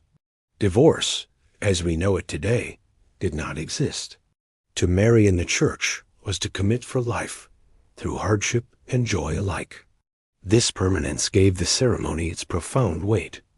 Those who stood at the altar knew that their words bound them until death. As you imagine this scene, picture the flickering candles lighting the stone walls of the church. Smell the faint sweetness of incense rising into the vaulted air. Hear the solemn voice of the priest, the murmured responses of the bride and groom, the rustle of garments as they kneel. Feel the hush of the congregation, broken only by the ringing of bells when the vows are complete. In this sacred space, two lives were joined, and the echoes of their promises lingered long after the day itself.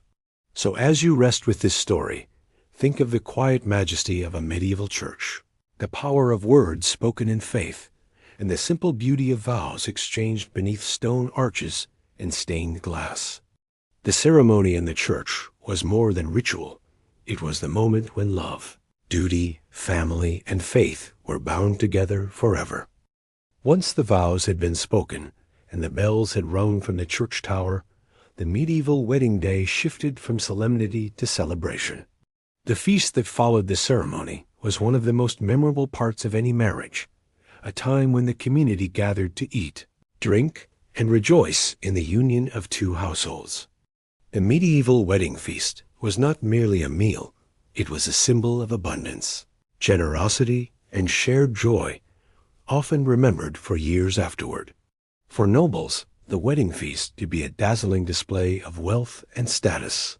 Great halls were prepared with long trestle tables, covered in cloths and laden with the best foods available.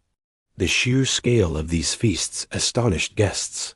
Roasted swans, peacocks with their feathers reattached after cooking, whole boars glazed with honey, and pies filled with spiced meats, or even live birds that fluttered out when the crust was cut.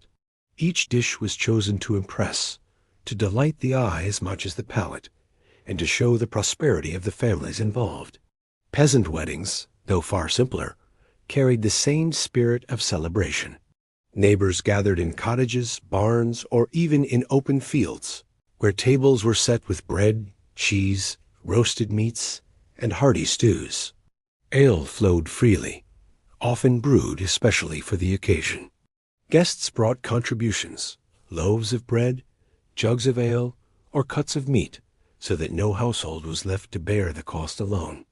Though humbler, these gatherings were filled with laughter, music, and warmth, proving that joy was not measured only in gold or silver dishes. The food itself carried symbolism. Meat, particularly rare or costly cuts, represented abundance and fertility. Bread, the daily staple of life, took on special meaning as a reminder of sustenance and stability. Spices, imported from faraway lands and costly to obtain, were sprinkled into noble dishes as a sign of refinement and worldly connection. Even the simplest foods, when shared in abundance, became symbols of the new life beginning for the bride and groom.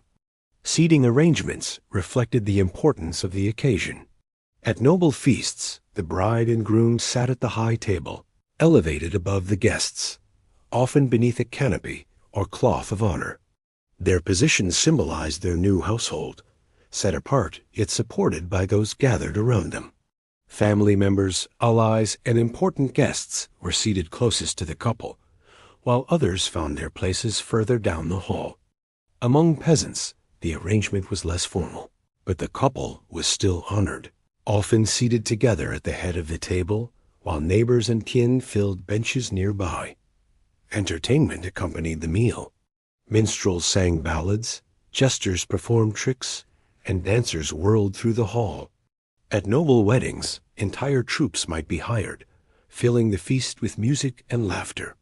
Jonglers juggled, acrobats flipped, and storytellers recited tales of love and adventure.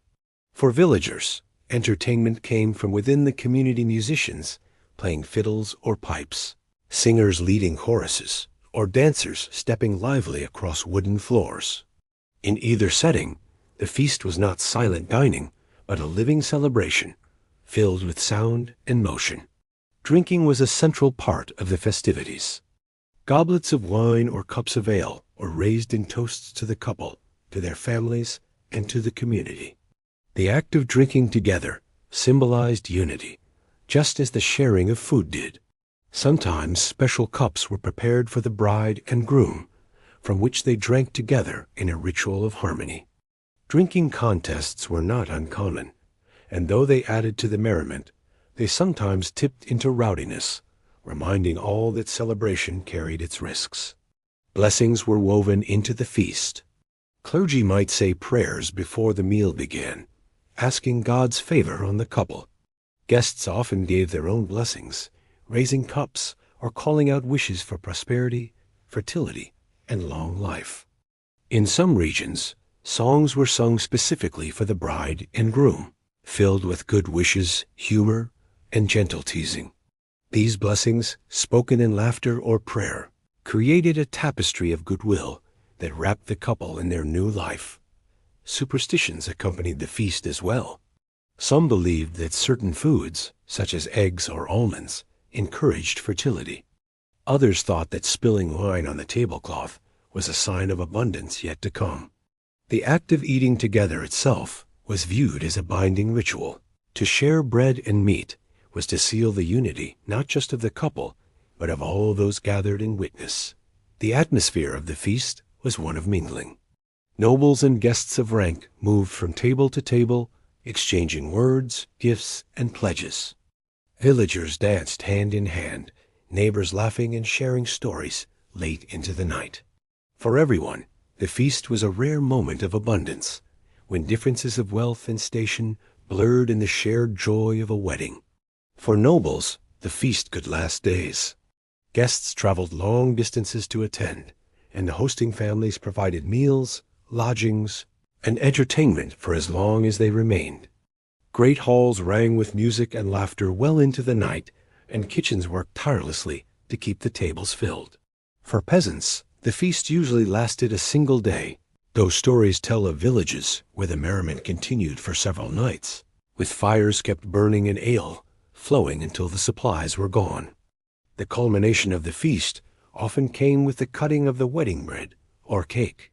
Though medieval wedding cakes were not like those we know today, they were symbolic all the same. Sometimes a stack of small breads or sweet pastries was piled high, and the bride and groom were expected to kiss over the mound without knocking it down. If successful, it was said to bring good fortune. Guests sometimes broke bread together, each piece a token of blessing carried home.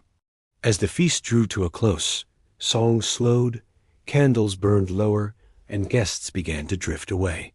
The bride and groom, surrounded by blessings and laughter, prepared to leave for the next stage of the celebration, the bridal chamber. Yet the memory of the feast lingered. For those who attended, the abundance of food, the joy of song, and the warmth of community became part of the story of the marriage itself, retold in the months and years that followed. So as you rest with this story, imagine the long tables filled with bread and meat, the clatter of goblets raised in toasts, the glow of torches and candles dancing on the walls. Hear the music of fiddles, the laughter of neighbors, the murmur of blessings spoken over steaming dishes. The medieval wedding feast was more than a meal. It was the heart of celebration, a shared joy that nourished body, spirit, and memory alike. After the solemn vows in the church and the hearty feast in the hall, medieval weddings turned toward another vital part of the celebration: entertainment. For both nobles and peasants, music, dance, and performance filled the hours after the meal, carrying the joy of the day into the night. If the feast provided nourishment for the body, entertainment nourished the spirit, reminding everyone present that marriage was not only about duty, but also about delight. Entertainment at noble weddings could be lavish, with entire troops of performers hired to amuse the guests. Minstrels played instruments, troubadours sang songs of love and adventure, and jongleurs juggled knives or balanced on ropes strung across the hall. These performers traveled from court to court, bringing news, stories, and songs with them. Their presence was a mark of prestige. Only a wealthy household could afford to employ so many entertainers at once. Music was at the heart of the celebration. Harps, fiddles, flutes, and drums filled the hall with sound. Some songs were solemn ballads, recounting tales of legendary lovers or noble heroes. Others were lively dance tunes, encouraging guests to rise from the benches and step onto the floor. In noble settings, trained dancers sometimes performed intricate steps, while in village weddings, the dances were communal, drawing everyone young and old, skilled and unskilled, into the circle. Dancing carried symbolic meaning. To dance in a circle was to represent unity, the endless cycle of life. To dance in pairs allowed the bride and groom to display their bond, stepping in rhythm as the community cheered them on. The energy of the dance mirrored the energy of the wedding itself. A new beginning, full of vitality and movement. Jesters and fools added humor to the proceedings. Dressed in motley clothing, with caps jingling from bells, they performed antics to make the audience laugh. They told jokes, performed slapstick, or even poked gentle fun at the bride and groom, reminding everyone that even in moments of formality, joy was not to be forgotten. Their presence provided balance, ensuring that the feast did not become too solemn or weighed down with ritual. Storytellers also played an important role. In an age when books were scarce, stories passed from mouth to ear were treasured. At weddings, tales of love, loyalty, and adventure were especially welcome. A storyteller might recount the romance of Tristan and Isolde, or the adventures of King Arthur and his knights, weaving words that carried the listeners into worlds of wonder. In village weddings, elders sometimes told local tales, legends of nearby forests, rivers, or saints, reminding the community of its shared history. Games and competitions often accompanied the music and storytelling. Drinking contests tested the endurance of guests, while playful challenges such as tug-of-war, wrestling, or archery displayed strength and skill. In noble weddings, knights might stage small tournaments or mock duels, offering displays of martial ability in honor of the bride. These contests entertained the guests, while also reinforcing ideals of courage, loyalty, and festivity. In villages, games were simpler, but no less joyful. Children played tag or leapfrog in the open air, while adults joined in dances or simple competitions. One common game involved breaking bread or pastries over the bride's head, a symbolic gesture meant to bless her with fertility and abundance. Laughter rang out as crumbs scattered, and guests scrambled to catch pieces for good luck. Songs sung at weddings were not always solemn or courtly. Many were playful, filled with teasing verses about married life, fertility, or the challenges of keeping harmony in a household. These songs, often sung in chorus, connected the community through humor and shared experience. Guests clapped along, stamping their feet in rhythm as voices rose together in joy. Some entertainments carried deeper meaning: fire dancing or torch processions. For example, symbolized light and warmth carried into the couple's new life. In certain regions, masked performers appeared at weddings, enacting small plays or dances that blended humor with ritual. These traditions blurred the line between performance and superstition, reminding guests that marriage was not only a social contract, but also a step into the mysterious world of fate and fortune. For nobles, the scale of entertainment could stretch across days. Guests who traveled long distances were provided with ongoing amusements: hunts in the morning, feasts at midday, dances, and performances in the evening. Entire courts might revolve around the spectacle, turning a single wedding into a festival that lasted as long as the supplies held. For peasants, the celebrations were shorter but no less heartfelt, with music, dance, and laughter carrying through the night until the fires burned low. The bride and groom themselves often took part in the entertainment. They might share the first dance, exchange playful songs, or join in games with friends and kin. Their participation was both symbolic and personal. By joining the merriment, they showed themselves not only as the central figures of the day, but also as members of the community they celebrated with. Their laughter, their steps in the dance, their smiles at a gesture as joke, all reminded those present that the couple was stepping into a life of shared joys. Superstitions accompanied entertainment just as they did other parts of the wedding. Some believed that dancing too vigorously might attract mischievous spirits, while others thought that laughter and noise kept ill luck at bay. In this way, merriment itself became a form of protection, a shield against the unknown. The louder the music, the brighter the torches, the more joyful the games, the stronger the blessing of the day. As night deepened, the entertainment reached its height. Music filled the hall or square. Feet stamped on wooden floors, and laughter echoed through the air. Guests forgot for a time the hardships of daily life, the hunger of winters, the toil of fields, the worries of war, and gave themselves to the joy of the wedding. The union of bride and groom became a spark of light, celebrated in sound and movement by all who gathered. So as you drift with this story, imagine the flicker of torches on stone walls, the sound of fiddles and flutes rising into the night, and the laughter of jesters weaving through the crowd. Picture dancers spinning in circles, storytellers holding listeners spellbound, and games filling the air with cheer. In the entertainment of the medieval wedding, joy itself became a ritual, binding the community together in celebration of love, duty, and the endless rhythm of life. Weddings in the Middle Ages were more than contracts, ceremonies, and feasts. They were also surrounded by a world of beliefs, omens, and curious practices. Medieval people lived in a time when the sacred and the superstitious blended seamlessly. Every stage of the wedding, from betrothal to the bridal chamber, carried with it rituals meant to protect the couple, ensure fertility, and guard against unseen misfortune. Many of these customs may seem unusual, even strange, to us today, but to those who lived centuries ago, they were essential parts of the marriage rite. One of the most common superstitions concerned fertility. A marriage was not considered fully successful unless it produced children, and so many rituals aimed at ensuring fruitfulness were woven into the wedding day. Guests sometimes threw grains of wheat or oats over the bride and groom as they left the church, a practice meant to bless the couple with abundant offspring. In some places, bread was broken over the bride's head, with the crumbs caught by guests and treasured as lucky tokens. These gestures symbolized both fertility and prosperity, linking the health of the marriage to the abundance of food.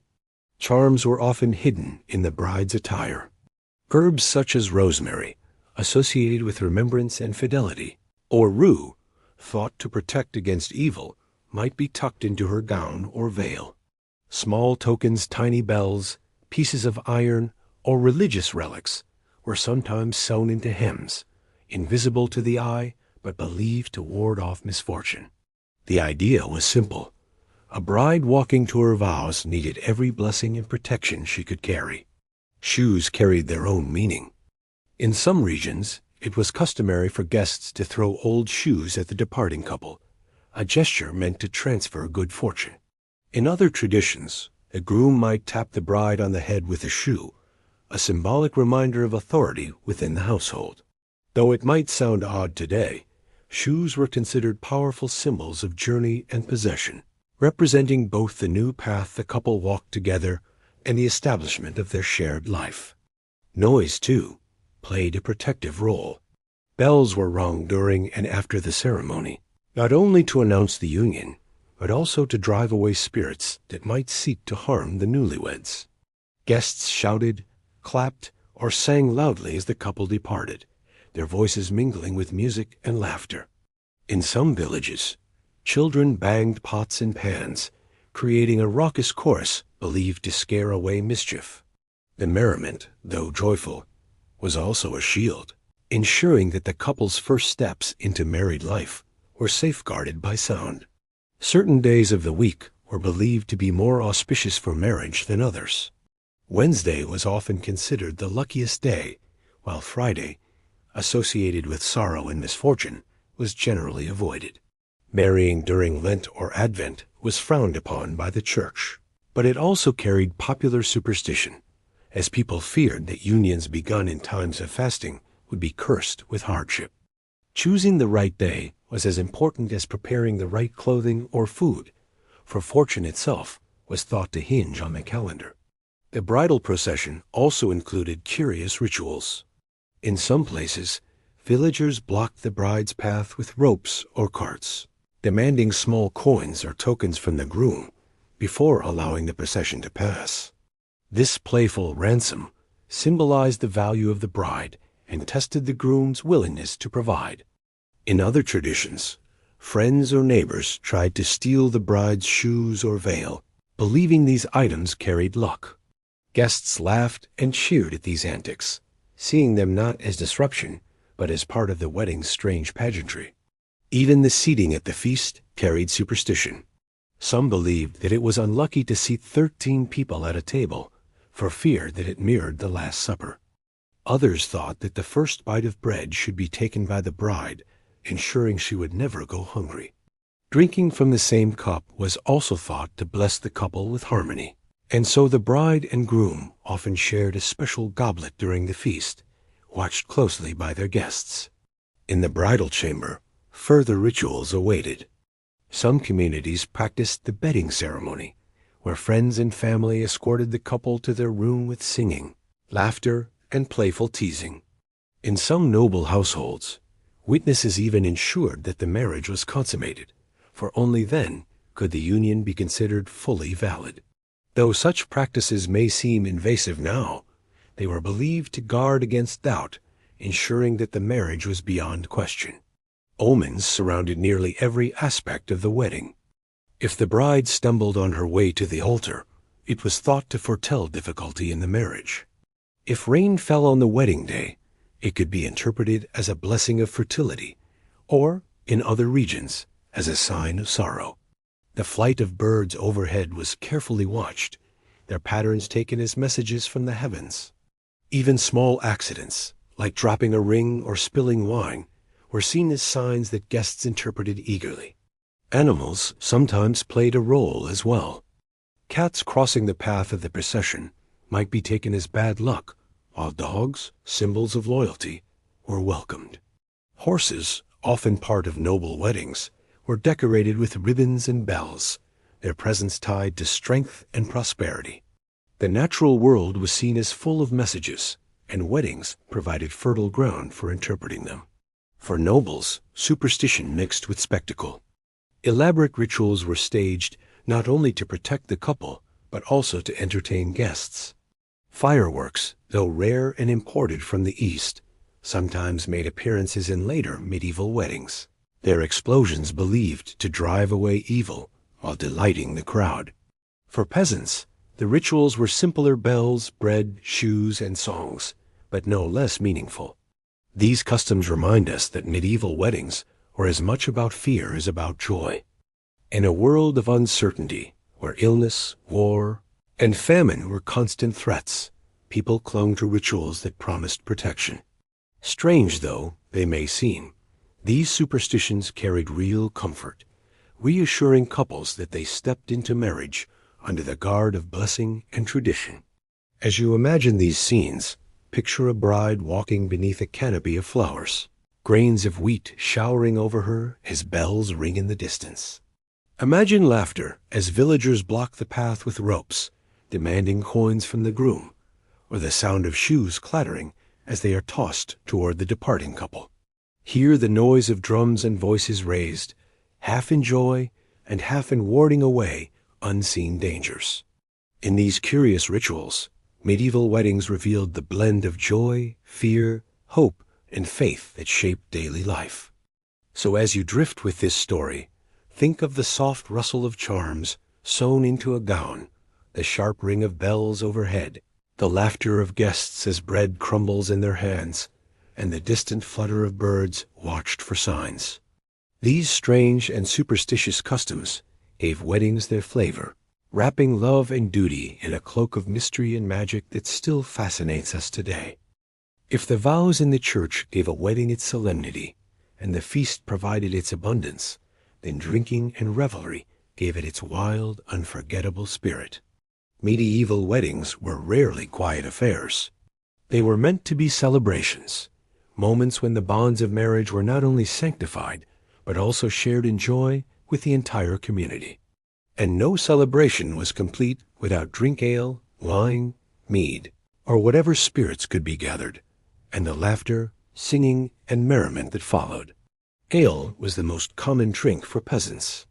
Brewed in homes and villages, it was a daily staple, safer than water and nourishing as well. For weddings, stronger batches were often prepared, sometimes days or weeks in advance, so that the brew would be ready for the celebration. This wedding ale was a source of pride for the families involved, and in some regions, neighbors contributed their own brewing, ensuring that there was more than enough to go around. The cups passed at a peasant wedding were often filled with the best drink a household could offer.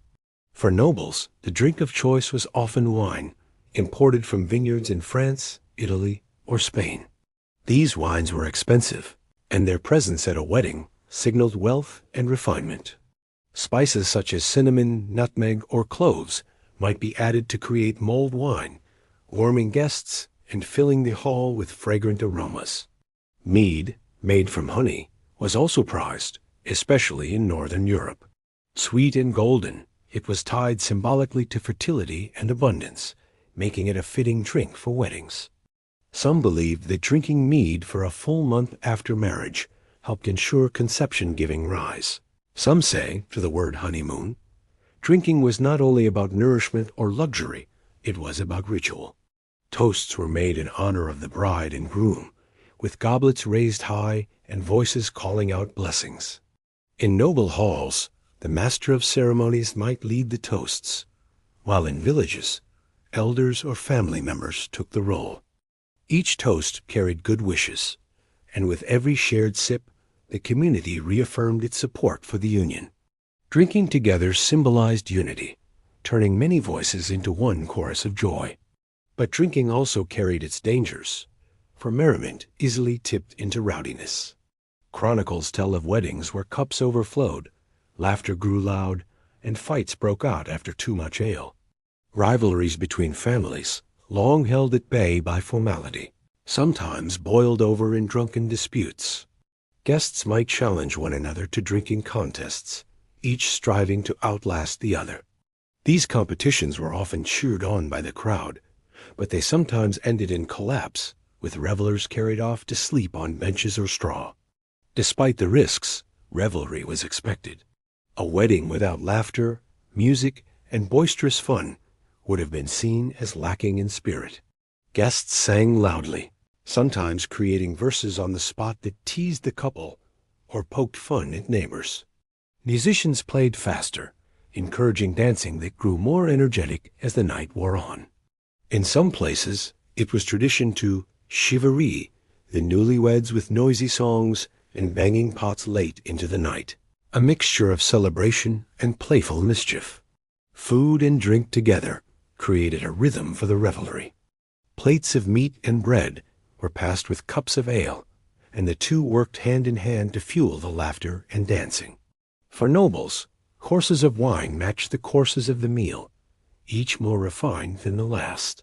For peasants, the steady flow of ale ensured that spirits remained high even when the food grew simple. The act of sharing these provisions bound the community, for in times of hardship, such abundance was rare. Superstitions also touched drinking customs. Some believed that spilling wine on the table was a sign of good fortune, ensuring that the household would never lack drink. Others thought that the bride and groom should share their first drink from the same cup, symbolizing unity and harmony. To refuse a toast was considered unlucky, or even insulting, so guests were expected to raise their cups whenever called upon, no matter how many times the ritual repeated. As songs sung during revelry often reflected the mood of the gathering. Some were religious hymns, thanking God for blessings. Others were bawdy verses, filled with humor and innuendo, reminding everyone of the fertility and passion that marriage represented. Villagers often sang in rounds, voices overlapping in joyful chaos. Noble courts enjoyed the skill of trained singers, whose harmonies filled the halls with elegance.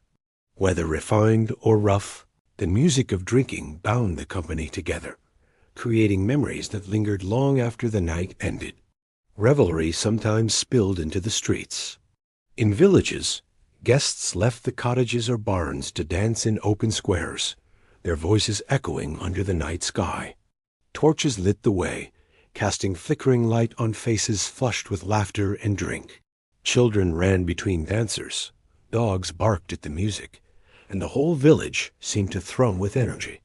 In towns and noble estates, processions sometimes carried the merriment from hall to hall, with musicians leading the way as guests followed in song. At the heart of the drinking and revelry was the bride and groom. They were toasted again and again, urged to dance, to laugh, to drink deeply of the cups placed in their hands. Their joy set the tone for the gathering. A smiling groom and a laughing bride encouraged the guests to cheer louder and sing longer. Their presence was not only symbolic, it was the spark that kept the celebration alive. As night deepened, revelry often grew wilder.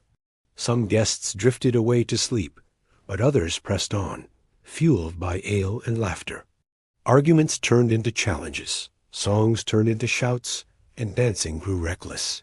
Yet even in this chaos, there was a kind of order, for the community recognized that weddings were rare moments when boundaries could be loosened, when joy could overflow without shame. And when dawn approached, the fires burned low, and the last cups were drained, the revelry faded into memory. Guests stumbled home, musicians set aside their instruments, and the couple prepared for the next stage of their union. But the echoes of drinking and laughter lingered, woven into the story of their marriage. For years afterward, guests might recall the songs sung, the toasts made, or the playful mischief of that night. So as you rest with this story, imagine the flicker of torchlight on wooden tables, the clatter of goblets raised in toasts, the sound of fiddles growing faster as feet stamped on the floor. Picture neighbors laughing, jesters joking, children chasing shadows, and the bride and groom at the center of it all, cups in hand, surrounded by blessings and noise. In drinking and revelry, the medieval wedding reached its fullest joy, reminding all present that life was meant not only to be endured, but celebrated. No medieval wedding was complete without the giving of gifts. These offerings, exchanged between families, friends, and community members, carried more than material value. They were symbols, tokens of blessing, pledges of support, and signs of respect. In an age when survival often depended on resources carefully guarded and shared, the act of giving was deeply meaningful. Wedding gifts told the story of relationships, obligations, and hopes for the couple's future. Among noble families, gifts were often grand. A marriage was rarely just the union of two individuals. It was the joining of lineages and estates. As such, the exchange of wealth was a key feature. The bride's dowry, prepared carefully by her family, was itself a kind of gift, sometimes chests of silver coins, bolts of cloth, jewelry, or even entire tracts of land. The groom's family, in turn, might offer gifts of armor, horses, or properties, ensuring that the new household began with both prestige and security. These exchanges were not casual generosity, but deliberate symbols of alliance, showing both families' commitment to the union. For peasants, the gifts were simpler, but no less significant. Neighbors and kin often brought items that would help the couple in their daily life. A pair of chickens, a bag of grain, a wooden chest, or a handmade blanket. These humble offerings carried deep meaning, for they represented the community's investment in the couple's survival. Each gift was practical, ensuring that the new household could thrive in the challenging rhythms of medieval life. A clay jug, a new set of tools, or even a loaf of bread baked for the occasion became treasures when given with goodwill. Symbolism shaped these offerings. A cow given to a bride and groom was not just livestock, it was a promise of nourishment, fertility, and future wealth. Grain symbolized abundance and prosperity, while bread symbolized sustenance and stability. Cloth, especially if it was newly woven or dyed, carried the hope of warmth and comfort. Even small items like combs or pins symbolized care and domestic harmony. The meaning of these gifts was as important as their use, turning ordinary objects into tokens of blessing. Guests also gave gifts, each according to their means. Nobles attending a grand wedding might present jewels, ornate cups, or finely crafted weapons. Villagers at a peasant wedding might bring baskets of apples, a flask of ale, or even offer labor help with harvesting, building, or tending animals. In both settings, the gesture was the same: to share in the couple's joy by easing their first steps into married life. To arrive empty-handed was rare, for gift-giving was woven deeply into the fabric of community life. The exchange of rings, though often part of the ceremony itself, was also a form of gift. These bands, whether of precious metal or simple iron, symbolized eternity and devotion. The ring was both a personal token and a public declaration, a reminder that marriage was built on promises as much as possessions. Other jewelry, such as brooches or necklaces, sometimes passed from mothers to daughters, carrying with them the weight of family history and continuity. Certain gifts were tied to superstition. Herbs and charms might be given to the bride, tucked into pouches or sewn into clothing to protect her from misfortune. Guests sometimes offered coins marked with crosses or symbols of saints, believed to bring divine blessing. In some places, it was customary to give salt, a precious commodity, as a gift representing preservation, health, and protection. Each item carried layers of meaning that went beyond its material worth. For royal and noble weddings, the exchange of gifts could reach extraordinary heights. Monarchs presented their daughters with dowries of unimaginable wealth, castles, lands, and treasures that shifted the balance of kingdoms. In return, foreign princes or lords might bestow rare gems, exotic animals, or costly tapestries. Such gifts were as much political gestures as personal blessings, signaling alliances that shaped the map of Europe. Chroniclers marveled at these exchanges, describing golden goblets, jewel-encrusted crowns, and herds of fine horses as part of wedding wealth. Yet even in these grand spectacles, the symbolism remained the same as in a village cottage. Gifts carried wishes for prosperity, fertility, and harmony. Whether a chest of silver or a basket of eggs, the gesture spoke of the giver's role in supporting the marriage. Both noble and peasant understood that to give was to bind oneself to the couple's future, to share in their joys and indirectly in their burdens. The presentation of gifts was often ceremonial. In noble halls, they might be laid before the high table, each announced or displayed for the guests to see. In villages, they were often offered more simply, handed over with words of blessing or woven into the feast itself. Bread placed on the table, ale poured into shared cups, a blanket draped over the shoulders of the couple. However given, the act was witnessed, ensuring that it became part of the collective memory of the wedding. The bride and groom, in turn, sometimes gave gifts themselves. A bride might present her new husband with a token, perhaps an embroidered cloth or a small piece of jewelry, as a sign of her devotion. A groom might give his wife a belt, a ring, or even the symbolic gift of keys, representing her authority over the household. These exchanges reminded all present that marriage was not only about family alliances or community support, but also about the personal bond between husband and wife. As night fell and the wedding festivities continued, the gifts lingered as tangible reminders of the day's meaning. A chest filled with linens, a flock of geese and a pen, a jeweled brooch pinned to a gown, all spoke of the weaving together of lives and fortunes. They were not simply possessions, but symbols, anchors of memory that reminded the couple of the blessings spoken over them. As you imagine these moments, picture the bustle of a great hall as guests lay their offerings before the high table, silver cups gleaming in the candlelight, bolts of cloth stacked neatly, and small tokens of faith placed gently into waiting hands. Picture a village wedding where neighbors arrive carrying baskets, jugs, and tools, their gifts offered with laughter and heartfelt words. The air hums with generosity, each object infused with meaning beyond its shape or weight.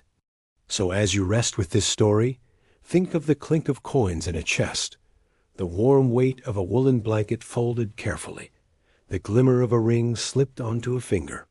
In the gifts given at medieval weddings, love, duty, and hope were made tangible symbols of blessings meant to last a lifetime. A medieval wedding was never simply the joining of two individuals, nor even the union of two families. It was also, in a very real sense, the affair of the entire community. Villages, towns, and even extended networks of kin and allies all had a role to play in the celebration. Weddings were woven into the social fabric of medieval life, reflecting not only private joy, but also public responsibility, unity, and belonging. For peasants in small villages, the community's involvement was essential.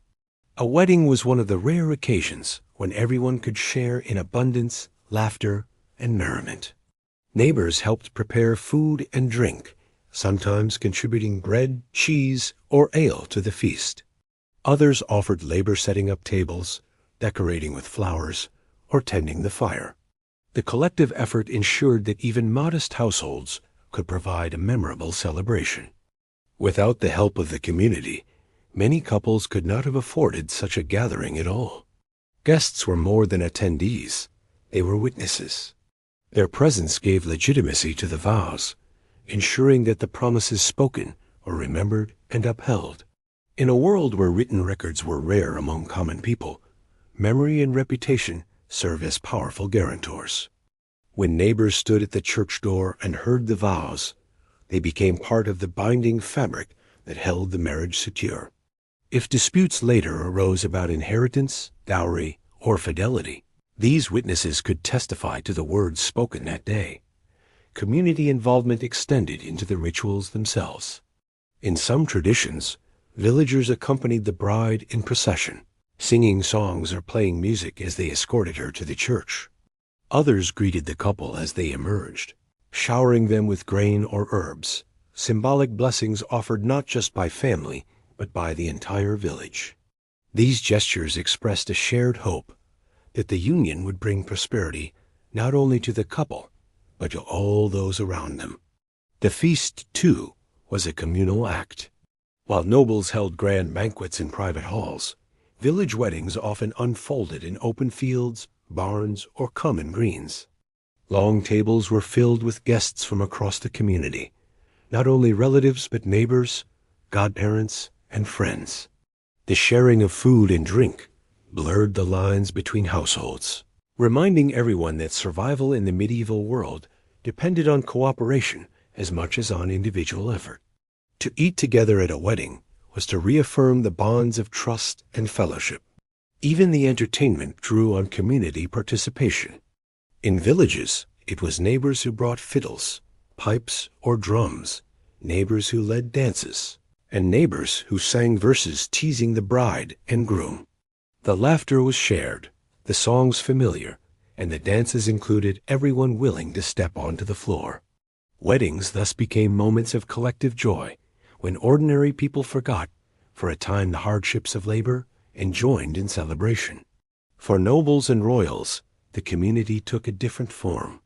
Here, the community might include allies, vassals, or subjects, whose attendance was both expected and politically significant. By appearing at the wedding, they demonstrated loyalty and allegiance. Their presence at the banquet table, their gifts laid before the couple, and their cheers during the ceremony all reinforced the bonds of feudal society. A noble wedding, then, was not only a family celebration, but also a display of power, weaving together the threads of obligation and loyalty. Communities also played roles in ensuring the morality and reputation of the union. Gossip traveled quickly in medieval villages, and the conduct of the bride, groom, and their families was closely observed. A wedding was a moment when everyone took stock. Was the dowry sufficient? Was the bride properly attired? Did the groom carry himself with honor? The eyes of the community judged, and their judgments shaped reputation for years to come. In this way, the wedding day was a test not only of individuals, but of households, measured by the approval or disapproval of neighbors. Superstitions and customs often required communal participation. Blocking the procession with ropes or carts, demanding small payments or gifts from the groom, was a playful ritual carried out by villagers. Children banging pots and pans outside the bridal chamber, known in some places as rough music, was another example of the community inserting itself into private life. These customs reinforced the idea that marriage was never solely personal. It was a matter of shared concern and oversight. The church, too, emphasized community. The priest who blessed the vows often reminded the couple that their union was not only for their own good, but for the good of the parish. Marriage was seen as a foundation of Christian society, producing children who would be raised in the faith and contributing to the stability of the wider world. By marrying before witnesses, the couple demonstrated their willingness to take their place within the divine and social order of the community. For peasants especially, weddings were rare opportunities to set aside daily toil. Harvests, seasons, and obligations marked the rhythm of life, and moments of festivity were few. A wedding broke the monotony, providing laughter, dancing, and abundance. Neighbors spoke of weddings for months afterward, recalling who danced the longest, who sang the loudest, or what blessings were given. These memories became part of communal history, binding people together through shared stories. Even conflict within communities found expression at weddings. Old rivalries sometimes resurfaced when ale flowed freely, leading to quarrels or brawls. Yet even these moments had a kind of ritual quality, for they reminded everyone that weddings were not only celebrations, but also spaces where tensions could be aired. The very fact that such disputes unfolded under the eyes of the community meant they could be witnessed, judged, and often resolved. Above all, the role of the community was to affirm that the couple was not alone. Marriage in the Middle Ages was not an isolated venture, but part of a web of relationships, neighbors, allies, and parishioners, all woven together by duty, loyalty, and shared experience. The presence of the community gave weight to the vows, blessed the union with collective goodwill, and ensured that the household would begin its journey within a circle of support. As you imagine these scenes, picture a village green filled with long tables, neighbors gathered side by side, children running between benches, and the sound of fiddles rising into the air. Picture a noble hall crowded with lords and vassals, banners fluttering above as goblets are raised in toasts. Hear the murmur of blessings, the laughter of shared jokes, and the solemnity of witnesses standing at the church door. In every detail, the community was present, shaping and sustaining the wedding as much as the bride and groom themselves.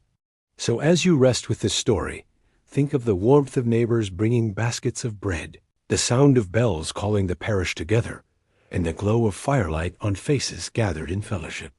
In the role of the community, medieval weddings found their strength, not only in the joining of two lives, but in the weaving of many lives into one tapestry of shared joy. Not all medieval weddings were alike. Though they shared common elements, vows, feasts, and community celebration, the scale, meaning, and form of a wedding could vary dramatically depending on the class of the bride and groom.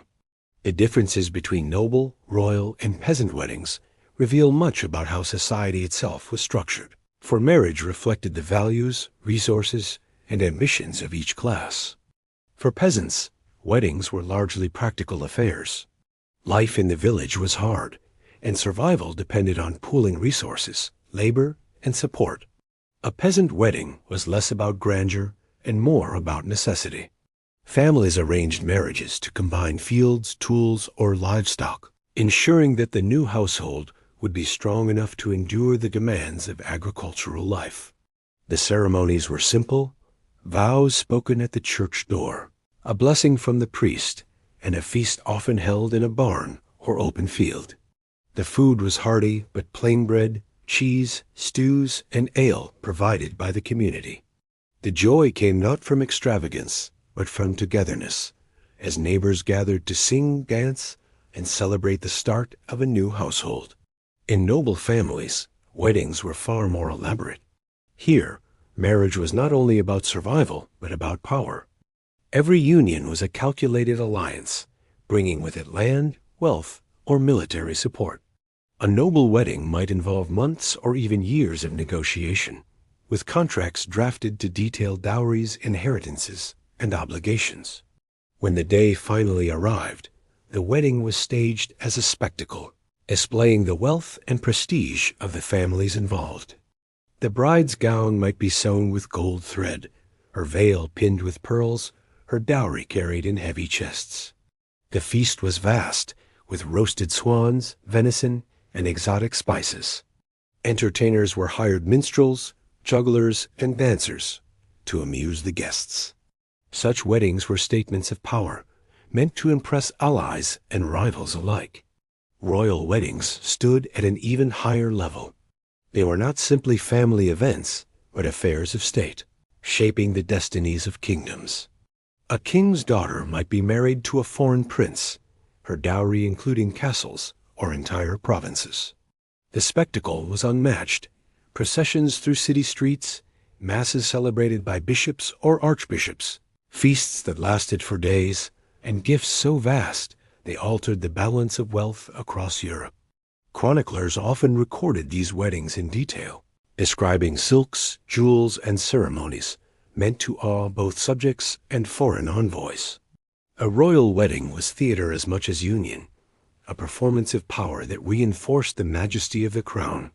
Despite these differences in scale, certain threads united weddings across all classes. The presence of the church was universal, whether in the form of a simple blessing or a grand mass. Witnesses were always required, for marriage was never considered private. It was a communal and public act. Music, dancing, and feasting appeared everywhere, though the instruments, songs, and dishes varied with wealth. At their core, all weddings, whether in a humble village or a glittering palace, sought to bind two households, secure the future, and bring joy to those who attended. Still, the differences were striking. For peasants, the bride's gown was usually her best dress, perhaps newly dyed or embroidered, but still modest in fabric and decoration. For nobles, gowns of velvet and silk displayed wealth and status. A royal bride might wear a crown, her clothing shimmering with gemstones. The contrast between a woolen dress dyed with local plants and a robe imported from distant lands could not have been greater. Yet both gowns served the same purpose, to mark the bride as central to the day, honored and adorned for her new role. The scale of the feast reflected class as well. A peasant feast might feature one slaughtered pig shared among dozens of neighbors, supplemented with bread, vegetables, and ale. A noble feast might include dozens of courses, with servants presenting elaborate dishes and musicians playing between courses. A royal feast could last for days, with hundreds of guests, barrels of imported wine, and entertainers from across Europe. But whether humble or grand, the feast symbolized abundance, generosity, and community blessing. Entertainment, too, reflected class. Village weddings relied on local talent, neighbors playing fiddles, young men leading dances, elders telling stories. Noble weddings hired professional minstrels, jesters, and dancers, turning the hall into a stage. Royal weddings sometimes included tournaments, jousts, or elaborate pageants, where costumed performers enacted allegories of love, loyalty, and virtue. Each class celebrated with what it had, but each sought joy, laughter, and memory through entertainment. Even the meaning of gifts reflected class differences. A peasant neighbor might give a jug of ale, a loaf of bread, or a small animal to the couple. A noble guest might present jewelry, silverware, or a chest of coins.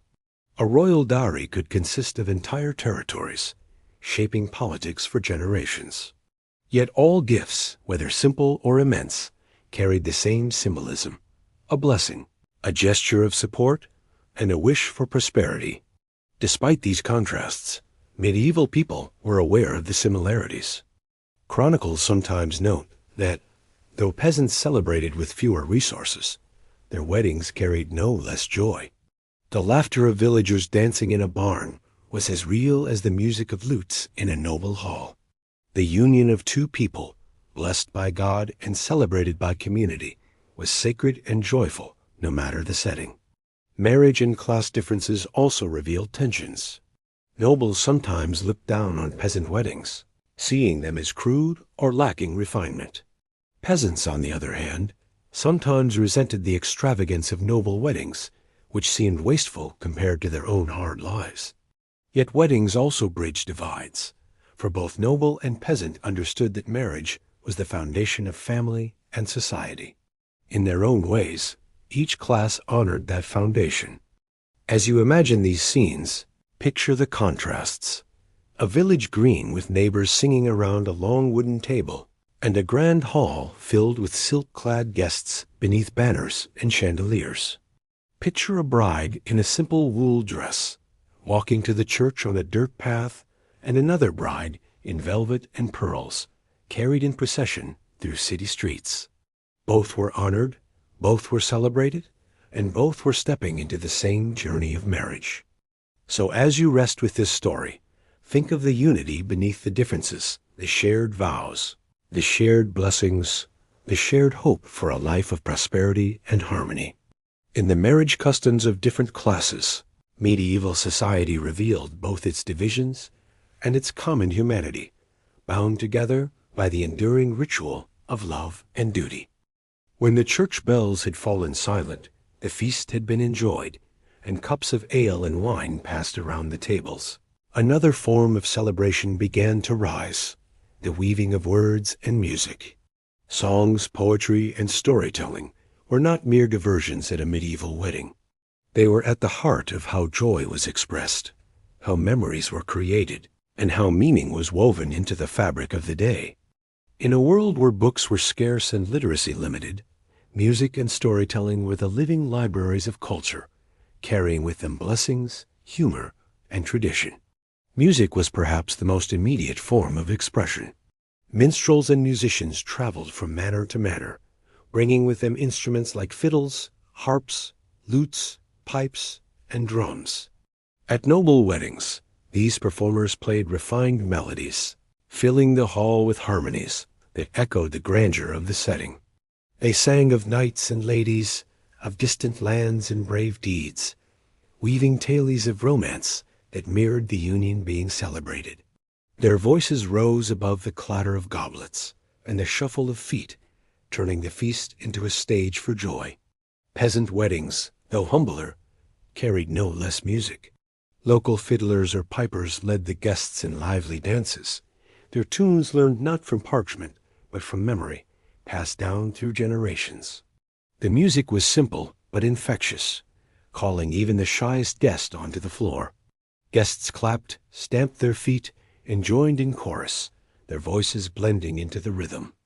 These songs often had playful or teasing verses, poking fun at the bride and groom in ways that were both affectionate and humorous. Poetry also had its place. Among nobles, troubadours, and poets were often invited to recite verses in honor of the couple. Their poetry celebrated ideals of courtly love, loyalty, devotion, and the beauty of the beloved. Though often more idealized than real, these verses lent an air of refinement, turning the wedding into a moment worthy of art. Some poems were composed specifically for the occasion, inscribing the names of the bride and groom into stanzas that might be remembered for years. Even in villages, where professional poets were rare, spoken verse appeared. Elders or friends might stand to deliver a blessing in rhymed couplets, mixing humor with sincerity. These verses, though rustic, carried the same function as the troubadour song, to place the union into the larger rhythm of words and tradition. Storytelling was another treasured part of the celebration. At noble weddings, professional storytellers entertained guests with tales of heroes and saints. Stories of Tristan and Isolde, Lancelot and Guinevere, or Alexander the Great were recited to remind listeners of love's triumphs and trials. These tales, though distant in setting, mirrored the hopes and challenges of marriage. They entertained while also teaching, offering models of loyalty, courage, and endurance. In peasant settings, storytelling was often more local and personal. Elders might tell tales of ancestors, of weddings long past, or of local legends tied to nearby hills, rivers, or forests. These stories gave the wedding a sense of continuity, binding the new couple to the land and the people around them. Children listened wide-eyed, while adults nodded knowingly, finding in the words both amusement and comfort. Songs and stories were not only entertainment, they were blessings in themselves. A song sung loudly by the community was believed to carry good fortune, while a tale told of love and fidelity became a subtle wish for the couple's future. Words had power in the medieval imagination, and to speak or sing of love at a wedding was to shape reality itself.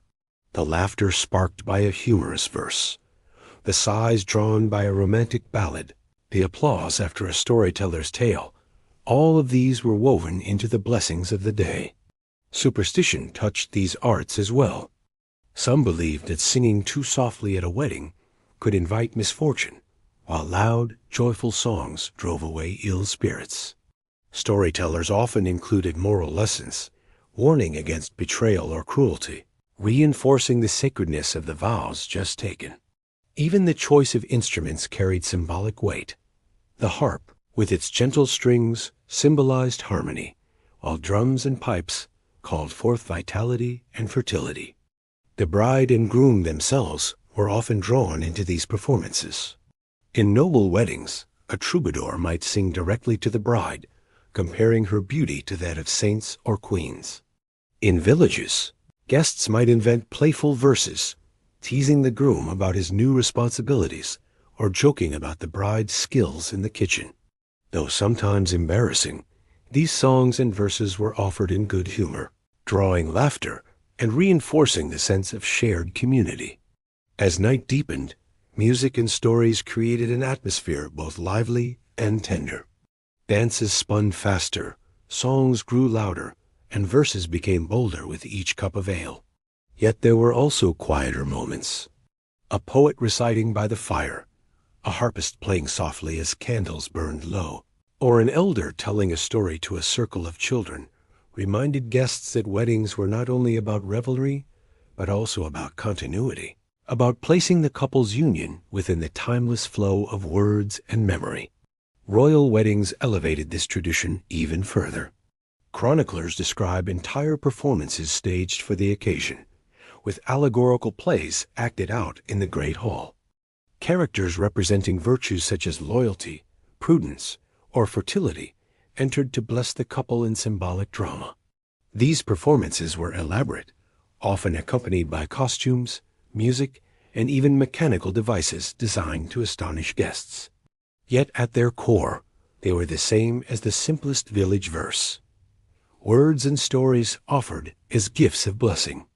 As you imagine these moments, picture a noble hall echoing with the notes of a harp, the voices of troubadours rising in poetry, and the applause of richly dressed guests. Then picture a village barn lit by torches, with fiddlers playing quick tunes as neighbors sing verses loud and unpolished but full of laughter. Picture a storyteller by the fire, his voice weaving tales as children lean in and elders nod.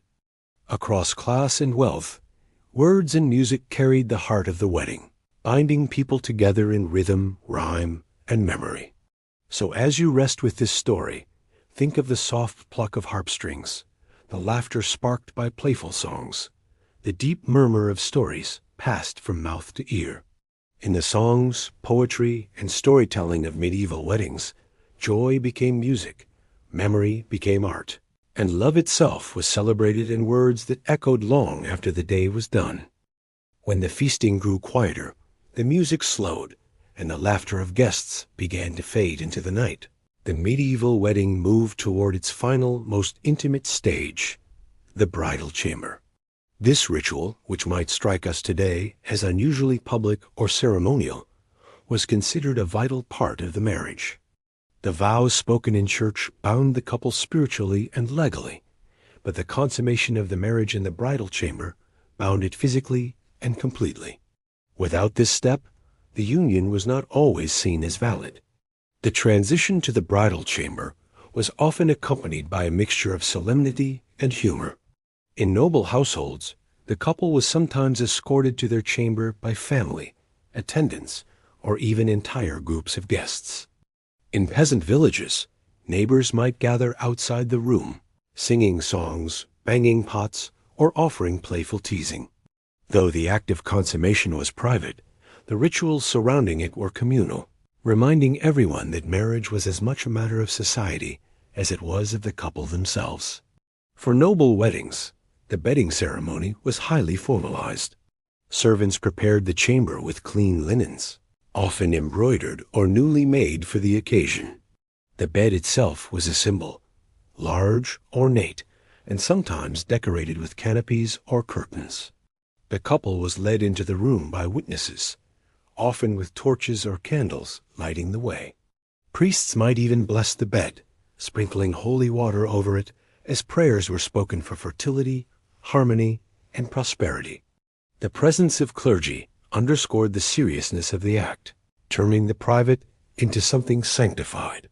The couple might be undressed by attendants, a ritual that emphasized the transition from separate households into one. Garments were carefully removed, often with symbolic gestures. The bride's veil lifted to signify her new role, the groom's sword set aside as he stepped into married life. In some traditions, wine or spiced milk was brought into the room, drunk by the couple before they lay down together, a gesture of unity and blessing. Witnesses often lingered, ensuring that the couple entered the bed together.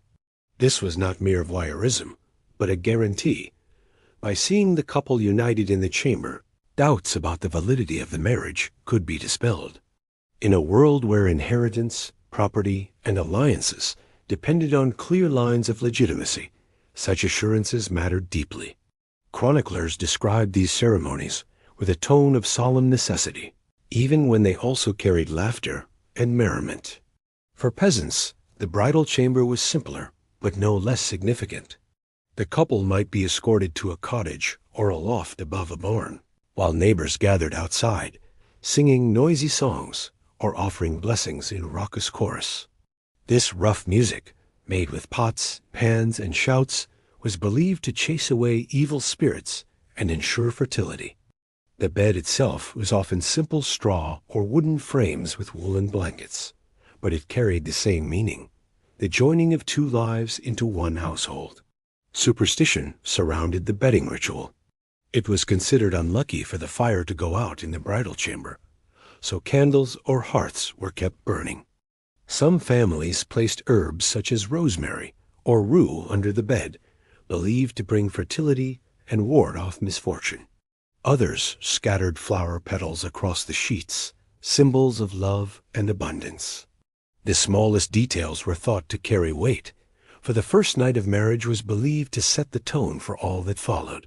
In noble and royal weddings, the bedding ceremony could become almost theatrical.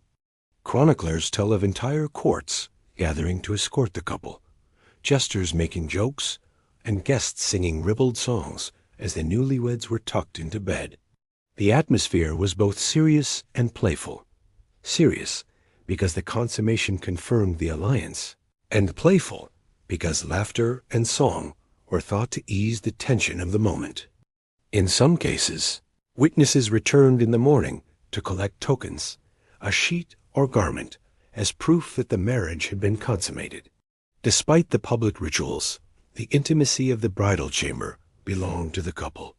Behind closed curtains or wooden doors, they were left alone to begin their new life together. For some, this was the first time they truly spoke privately, without parents, priests, or neighbors nearby. The mixture of anticipation, nervousness, and perhaps even tenderness made the moment deeply human. Whether in a palace chamber with tapestries and silk sheets or in a village loft with straw bedding, the essence was the same, the beginning of shared life. The ritual also carried deep social consequences. Without consummation, a marriage could be annulled, declared invalid in the eyes of the church. Consummation secured inheritance rights and ensured that children born of the union would be legitimate. For royal marriages, this step could determine the fate of dynasties, the succession of thrones, and even the peace between nations. For peasants, it determined the acceptance of the marriage within the community, ensuring that families and neighbors recognized the household as complete. Not all bedding ceremonies were comfortable. Some brides and grooms were very young, sometimes barely into their teens, and the ritual could be overwhelming. Others entered marriages arranged for political or economic reasons, with little affection between them. Yet the ritual went on, for it was seen as essential. And within these unions, as history shows, affection sometimes grew over time, even when it was not present at the start. The community often marked the morning after the bridal chamber with renewed celebration. Guests might greet the couple with cheers, teasing songs, or offerings of food. In noble households, the couple might appear at the breakfast table, still dressed in ceremonial robes, to receive congratulations.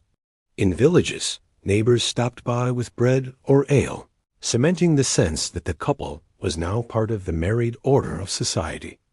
As you picture these scenes, imagine the flicker of torches as the couple is led into their chamber, the rustle of fabric as garments are set aside, and the low murmur of prayers or songs drifting through the door. Picture a noble bed draped in silk, or a peasant's bed of straw warmed by woolen blankets, each carrying the same meaning, the union of two lives. Hear the laughter of neighbors outside, banging pots and singing to chase away ill spirits, and then the hush as the chamber door closes. So as you drift with this story, think of the balance of solemnity and joy, of public ritual and private tenderness. In the bridal chamber ritual, the medieval wedding found its completion, turning vows into reality, promises into life, and two separate paths into one shared journey. Behind the songs, the feasts, and the celebrations of a medieval wedding lay something more enduring and often more serious: property, inheritance, and dowries. To us today, weddings are often framed as matters of romance and affection, but in the Middle Ages, they were also contracts of wealth and survival. Land was the foundation of medieval life, and marriage was one of the key ways it changed hands, secured alliances, and determined the fate of families. A dowry was at the heart of most arrangements. This was the wealth a bride's family provided when she married, a contribution to help establish the new household. For nobles, a dowry could include vast estates, livestock, silver, and even entire castles.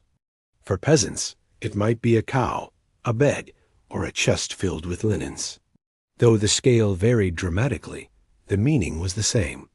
The dowry represented the bride's share of her family's resources, carried with her into her husband's household. Dowries served several purposes. Practically, they provided the couple with a foundation.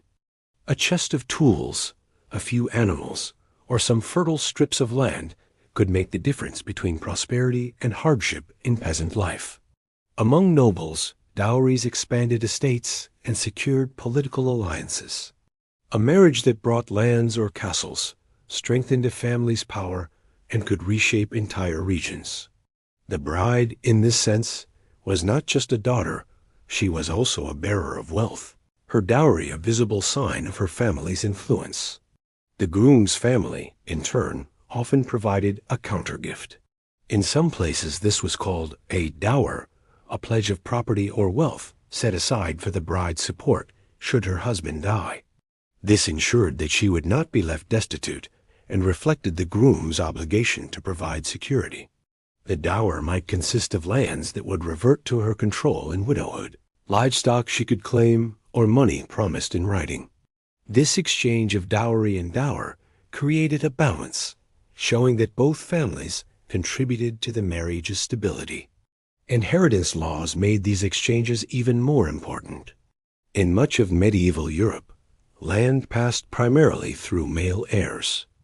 A daughter, therefore, might not inherit large estates directly, but her marriage could bring parts of her family's wealth into another household. This is why noble daughters were often seen as strategic assets.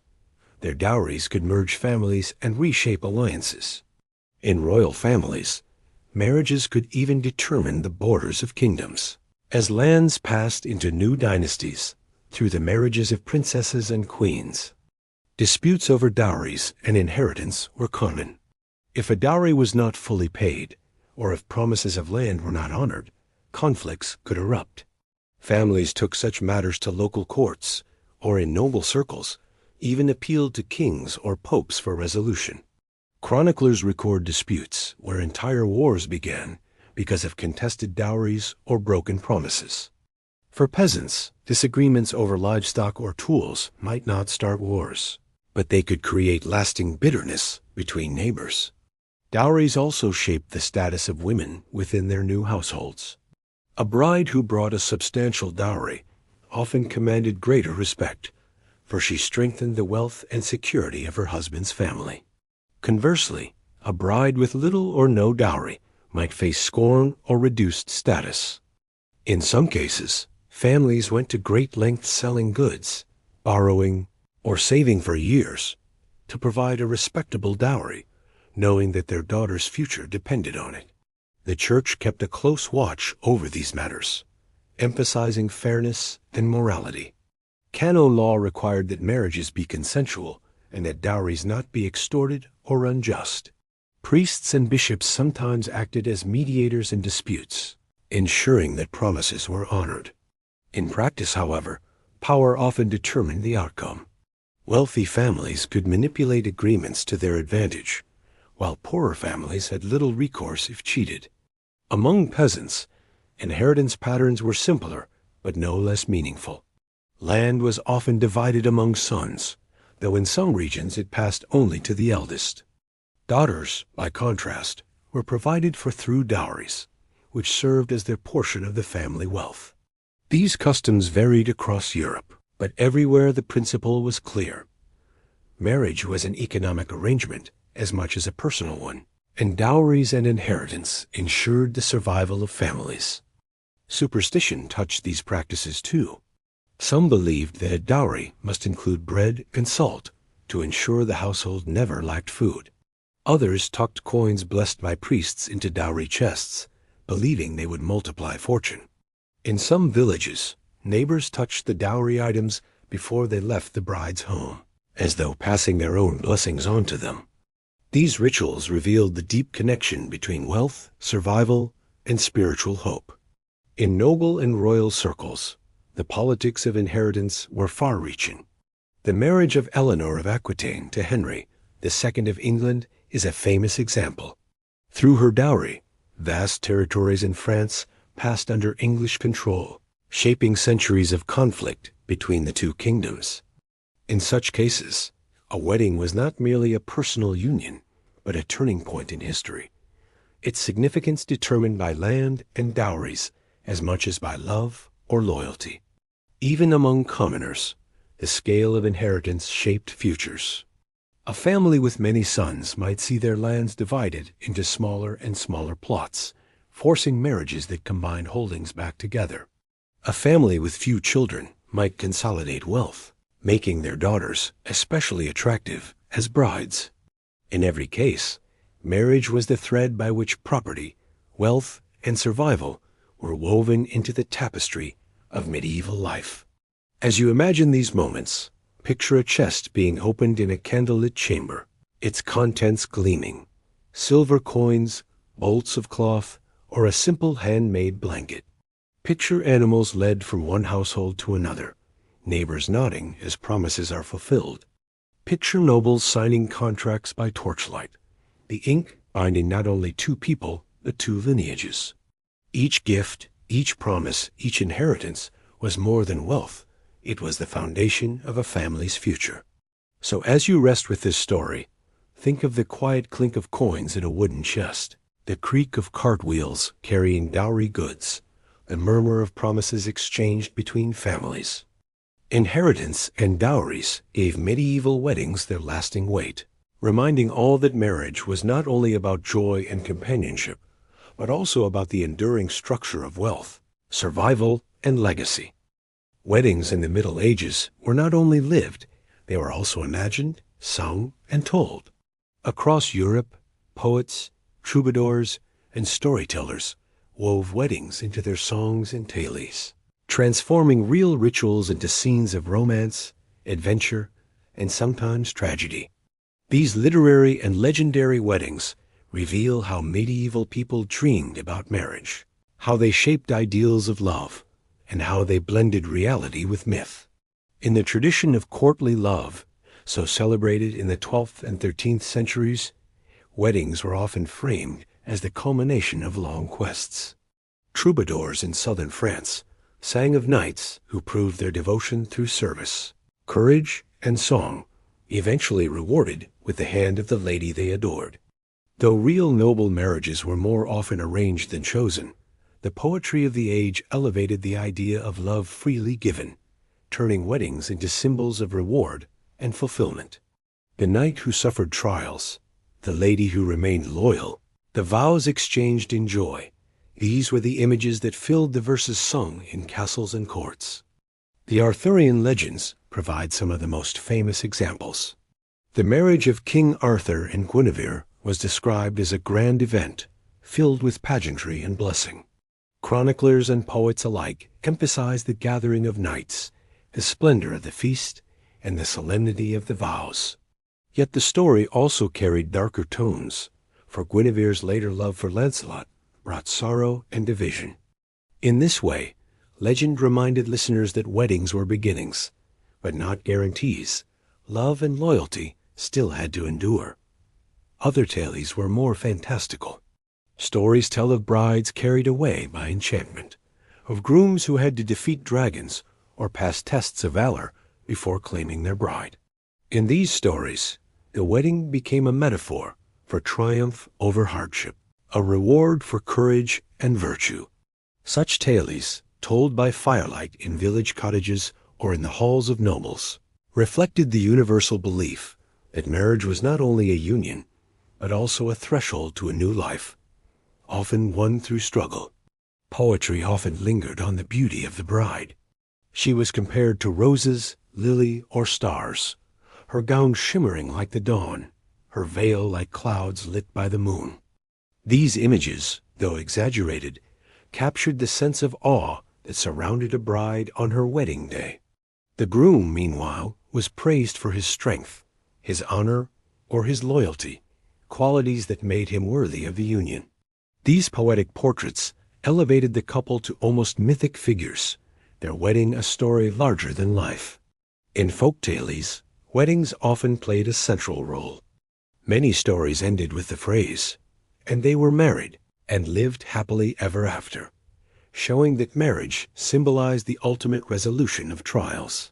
Whether the tale involved a clever peasant girl outwitting a cruel lord, or a prince rescuing a maiden from enchantment, The wedding was the final act, the moment of reward and closure. It was more than a ritual. It was the symbolic promise of happiness, stability, and continuation.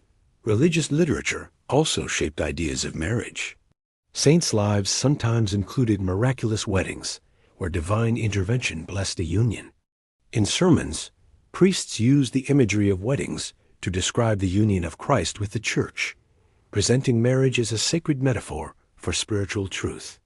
These images reinforced the sense that weddings were not merely worldly events, but reflections of divine mysteries.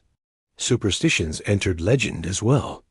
Stories told of brides cursed for marrying on unlucky days, or grooms who broke vows and faced dire consequences. In some tales, wedding feasts were interrupted by omens, a sudden storm, the fall of a goblet, the flight of a raven that foreshadowed sorrow. These stories echoed the fears of real people who watched for signs and omens on wedding days. Literature captured both the hopes and the anxieties tied to marriage, giving them shape in story. In the songs of peasants, weddings were often portrayed with humor. Ballads teased brides about their future duties, or grooms about their new responsibilities. Playful verses exaggerated the struggles of married life, turning them into comic relief. These songs, sung at feasts or in fields, were part of the living culture of weddings, ensuring that laughter always accompanied solemnity. At the same time, weddings in literature could be tragic. Some ballads told of brides who died before reaching the altar, or of grooms slain in battle before their vows could be spoken. These tales reminded listeners that life was fragile, and that even the most joyful beginnings could be shadowed by fate. Yet even in sorrow, the wedding remained the focal point, the moment of promise that, fulfilled or lost, gave meaning to the story. Royal weddings were also celebrated in chronicles, sometimes written as though they were themselves legends. Chroniclers described the silks, jewels, and banquets with detail meant to awe readers. These accounts blurred fact and myth, turning historical events into near-legendary spectacles. For people who never witnessed such grandeur, the stories themselves became a kind of dream, shaping how they imagined the weddings of kings and queens.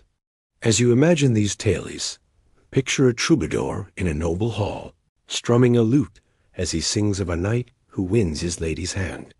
Picture villagers gathered by firelight, listening to a story of a clever bride who brings fortune to her family. Picture children wide-eyed at the tale of a princess rescued from enchantment, her wedding the sign of hope fulfilled. Words and songs wove these images into memory, carrying them across centuries. So as you rest with this story, think of the music of poetry drifting through a hall, the murmur of tales told by firelight, the joy of ending sealed with a wedding. In literature and legend, medieval weddings became more than rituals. They became symbols of love, loyalty, struggle, and triumph, stories that still linger in our imaginations today. Not every medieval wedding has survived in memory, but some were so grand, so politically important, or so unusual that they were recorded in chronicles and passed down through history. These famous unions remind us that marriage was never only personal. It was also a stage upon which kingdoms, dynasties, and even entire continents shifted. To hear their stories is to glimpse both the joy and the weight carried by weddings in the Middle Ages. One of the most famous medieval weddings was that of Eleanor of Aquitaine and Henry II of England in 1152. Eleanor, one of the most powerful women of her age, brought with her an enormous dowry, the vast duchy of Aquitaine, covering much of southwestern France. By marrying Henry, who soon became King of England, she linked her lands to the English crown. Their union transformed the map of Europe and laid the foundations for centuries of conflict between England and France, including the 100 Years' War. Chroniclers describe their marriage as a glittering affair, with nobles and clergy gathered to witness a union that shaped kingdoms as much as hearts. Another celebrated wedding was that of Blanche of Castile to Louis VIII of France in 1200. Blanche, the granddaughter of Eleanor of Aquitaine, became Queen Consort of France, and later served as regent for her son, Louis IX, who would be canonized as Saint Louis. Their marriage was arranged for political reasons, yet chroniclers praised Blanche for her intelligence, strength, and devotion. The wedding itself was marked by splendid processions and solemn vows, but it was Blanche's later role as a guiding hand in French politics that cemented the significance of this union. The marriage of Richard II of England to Anne of Bohemia in 1382 was another event of note. Anne brought little dowry in wealth or land, but her marriage forged an alliance between England and the Holy Roman Empire.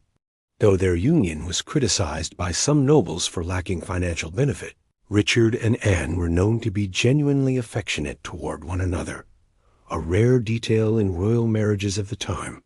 Their wedding was celebrated with pageantry in London, and their marriage helped introduce Bohemian influences into English court culture. In Spain, the union of Ferdinand of Aragon and Isabella of Castile in 1469 stands out as one of the most consequential weddings in history. Their marriage united two powerful kingdoms, eventually leading to the formation of a unified Spain.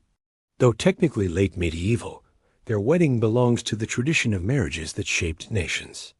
Together, they sponsored voyages such as that of Christopher Columbus, altering the course of world history. Their wedding was not only a dynastic arrangement, but the beginning of a partnership that reshaped both Spain and the wider world. Not all famous medieval weddings were grand political affairs. Some became legendary for their drama or unusual circumstances. The marriage of Peter Abelard and Heloise in the 12th century, though less formal and more tragic, became famous for the intensity of their love and the sorrow that followed. Abelard, a philosopher, and Heloise, his brilliant student, were secretly married after a scandalous affair. Their union, though genuine, was shadowed by opposition from her family and by Abelard's later misfortunes.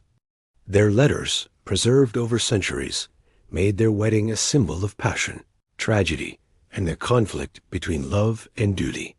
There were also weddings remembered for their extravagance. Chronicles of noble courts describe feasts that lasted for weeks, with entire towns joining in the celebrations.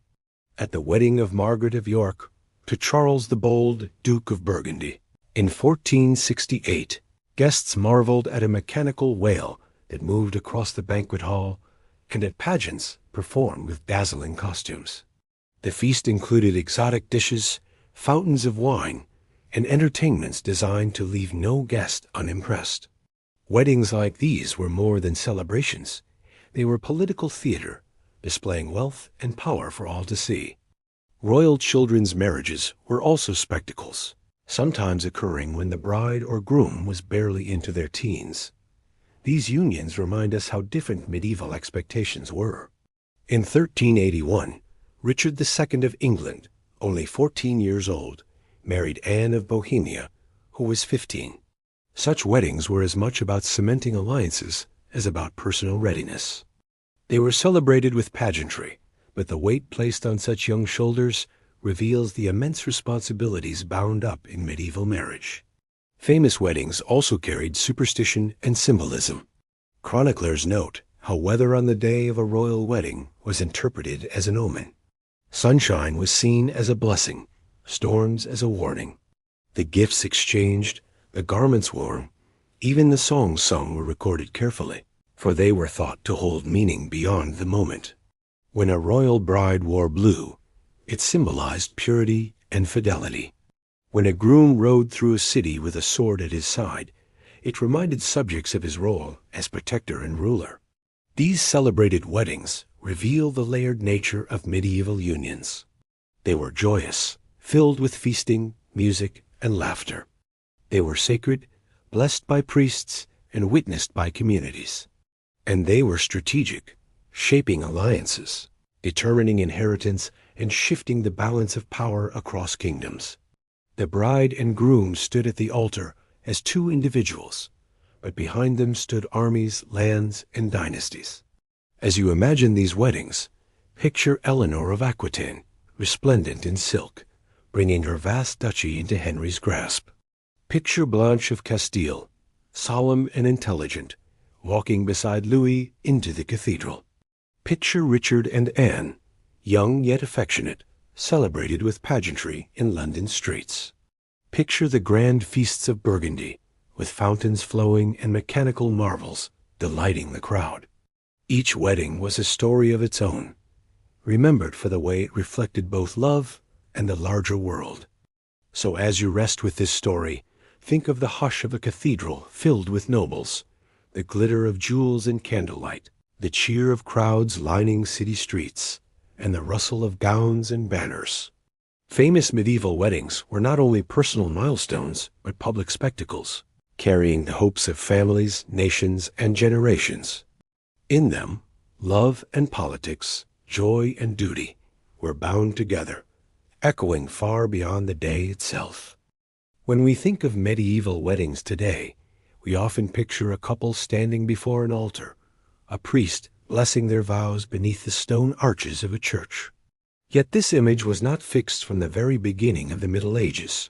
The role of the church in marriage evolved over centuries, shifting from a more peripheral presence to a central authority. Weddings became not only social contracts between families, but also sacraments recognized and blessed by the Christian faith. This transformation changed the meaning of marriage and shaped customs that still echo in our own time. In the early Middle Ages, many marriages were arranged and solemnized within families and communities without much direct involvement from clergy. The essence of marriage was seen as the consent of the bride and groom, spoken before witnesses. A couple could exchange vows at a church door, in a home, or even in a field, and as long as the promises were clear and freely given, the marriage was considered binding. The church encouraged blessings, but did not yet require its full oversight for validity. By the 12th century, however, this began to change. The church, through canon law, asserted a stronger role in defining and regulating marriage. Priests were instructed to oversee vows, and marriage gradually came to be viewed not just as a contract, but as a sacrament, one of the sacred rites of the faith. This shift gave spiritual depth to the union. To marry before the church was to invite God into the heart of the covenant, turning human promises into divine ones. With this transformation came rules and formalities. The church began to emphasize the importance of banns public announcements of an intended marriage made in the parish church on 3 successive Sundays. These bans allowed time for objections to be raised, such as pre-existing vows, close kinship, or other barriers. Their purpose was to prevent unlawful or clandestine unions. In villages, the calling of banns became part of the rhythm of life, with neighbors listening closely and sometimes gossiping about the suitability of the match. The church also developed clear restrictions on who could marry whom. Marriages between close kin were prohibited, sometimes extending to distant cousins. Spiritual kinship, such as the relationship between godparents and godchildren, was also considered a barrier. These rules shaped family alliances, and often required dispensations from bishops, or even the Pope, to permit marriages between noble families with intertwined bloodlines. By enforcing such regulations, the church positioned itself as the ultimate arbiter of legitimacy. The priest's role in the ceremony became more prominent as the Middle Ages progressed. What had once been vows exchanged privately or at the church door increasingly moved inside to be spoken at the altar. Priests blessed the rings, the bed, and the couple themselves. In noble and royal marriages, bishops or archbishops presided, adding prestige to the ceremony. The sacred setting of the church, with its candles, relics, and solemn chants, gave the union a weight that reached beyond family and community. The theology of marriage deepened as well. Marriage was taught to symbolize the union between Christ and the church, a holy mystery that elevated the daily responsibilities of husband and wife into a spiritual calling.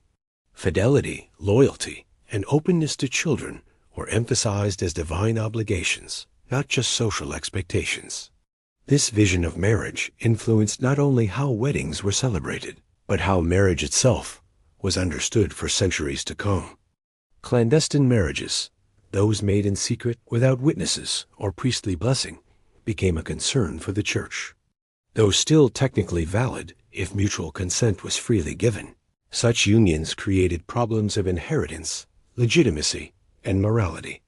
By the 13th century, the church worked to limit these marriages, insisting on public vows, witnesses, and the presence of clergy. This emphasis on openness ensured that weddings were not just private unions, but public sacraments woven into the life of the parish. The church also shaped the rituals of blessing. Holy water sprinkled over the couple, prayers invoking saints, and even the blessing of the wedding bed became part of the ceremony. These acts reinforced the idea that every aspect of married life, from the altar to the home, fell under God's care. In noble weddings, relics of saints might be brought forth, and vows sworn upon them, adding another layer of sacred authority. Superstition and faith often intertwined. While priests blessed the rings, villagers might still sew charms into gowns or scatter herbs along the path. The church tolerated many of these customs, weaving them into the larger framework of Christian ritual. Bells were rung not only as sacred symbols, but also to chase away ill luck. Feasts were opened with prayers, blending celebration with devotion. The result was a tapestry where sacred and popular practices were interwoven seamlessly. By the later Middle Ages, marriage was firmly under the church's authority. Priests recorded unions in parish registers. Banns were announced faithfully, and couples stood at the altar as witnesses gathered around. Yet the essence of the union remained the same: the consent of the bride and groom, spoken freely and clearly. Even as ritual and blessing expanded, the heart of the marriage was still the moment when two people said yes to one another, in the presence of God and community. The church's evolving role shaped not only weddings, but society itself. By placing marriage at the center of Christian life, it emphasized the household as the foundation of faith and stability. Children were to be raised in the church, families to be guided by Christian morals, and marriages to reflect divine order. This vision helped anchor medieval communities in a world often marked by uncertainty, reminding them that through the sacrament of marriage, both daily life and eternal life were bound together. As you picture these moments, imagine a couple standing at the great wooden doors of a village church, their vows spoken in the cool morning air. Then picture another scene, centuries later, as a bride and groom kneel before a candlelit altar, a priest raising his hands in blessing, incense drifting upward as bells ring. Across time, the church's role grew stronger, its presence shaping not only how marriages began, but how they were remembered. So as you rest with this story, think of the echo of vows beneath stone arches, the solemn voice of a priest, and the quiet rustle of witnesses gathered in faith. In the evolving role of the church, medieval weddings found their sacred frame, turning human promises into holy mysteries, and weaving the joy of marriage into the eternal story of the Christian world. Though the Middle Ages ended long ago, many of the customs and ideas surrounding marriage from that time still echo in weddings today. When we hear church bells ring, when we see brides wear veils, or when rice or now confetti is tossed over a couple, we are witnessing shadows of medieval traditions carried into the modern world. The legacies of medieval weddings linger, sometimes visible, sometimes subtle, but always present in the way we think about love, community, and ceremony. One of the clearest legacies is the role of the church. The medieval insistence that marriage be solemnized before clergy, in the presence of witnesses, laid the foundation for modern weddings as legal and religious events. Even today, couples often marry in churches, temples, or other sacred spaces, standing before religious leaders who bless their vows. The emphasis on consent, so carefully guarded by medieval canon law, remains central. Marriage is valid only when both partners freely agree. This idea, though simple, was revolutionary in its time and continues to define how we understand unions today. The exchange of rings, so familiar now, also gained strength in the Middle Ages. Though rings had existed in Roman times, it was the medieval church that sanctified their use as symbols of eternal commitment. The circular band, without beginning or end, reflected the unbroken nature of the vows. Modern couples who slip rings onto each other as fingers are participating in a ritual that was deeply rooted in medieval thought and practice. The bridal veil is another enduring tradition. In the Middle Ages, veils symbolized modesty, purity, and the transition from maidenhood to married life. Veils might be simple linen for peasants, or silk embroidered with gold for noble brides, but in both cases they carried meaning. Today, though interpretations have shifted, the veil remains a striking element of bridal attire, its origins tied to the rituals of centuries past. The custom of feasting also endures. Medieval weddings, whether in barns or castles, were celebrated with shared meals, symbolizing abundance and unity. Modern wedding receptions echo this tradition, with families and friends gathering to eat, drink, and celebrate the couple's new life. The specific dishes may differ. Where once there were roasted swans and ale, now there are tiered cakes and champagne, but the spirit of communal joy remains unchanged. Even the playful traditions of noise and blessing have survived. Medieval guests banged pots, rang bells, or sang loudly to drive away evil spirits and bless the marriage with joy. Today, guests honk car horns as newlyweds drive away, toss rice or petals, or cheer as the couple exits. These noisy send-offs are echoes of the medieval belief that joy, sound, and community support protect and bless the union. The role of gifts, too, continues. Medieval neighbors brought bread, animals, or tools. Nobles exchanged silver, land, or jewels. Modern guests bring household items, money, or gifts chosen from registries. Though the objects have changed, the meaning is the same: to support the new household and to share in the couple's joy. The sense of obligation and blessing behind wedding gifts remains one of the most enduring legacies. Superstitions have lingered as well. The belief that certain days are luckier than others for weddings still influences choices. Rain on a wedding day, once seen as both blessing and omen, continues to be interpreted with mixed feelings. The idea that the groom should not see the bride in her dress before the ceremony stems from medieval superstition, as does the belief that charms or hidden tokens can bring fortune. Even as the world has grown more rational, couples still carry little rituals of luck into their ceremonies. The very structure of weddings today reflects medieval patterns. A procession into a sacred or symbolic space, vows spoken before community, rings exchanged, blessings offered, a feast shared afterward. All of these echo the medieval order. The details may shift with culture and time, but the rhythm remains familiar. Weddings continue to serve the same purposes: to bind two people together, to unite families, and to involve the community in blessing and celebration. The medieval emphasis on marriage as both personal and public also remains. Today, couples may choose partners freely, guided by love rather than political or economic necessity. Yet the public nature of the wedding endures. Guests still gather to witness vows, to affirm the union, and to participate in the joy. The idea that marriage belongs not only to two individuals, but to the larger community, is a legacy of medieval thought.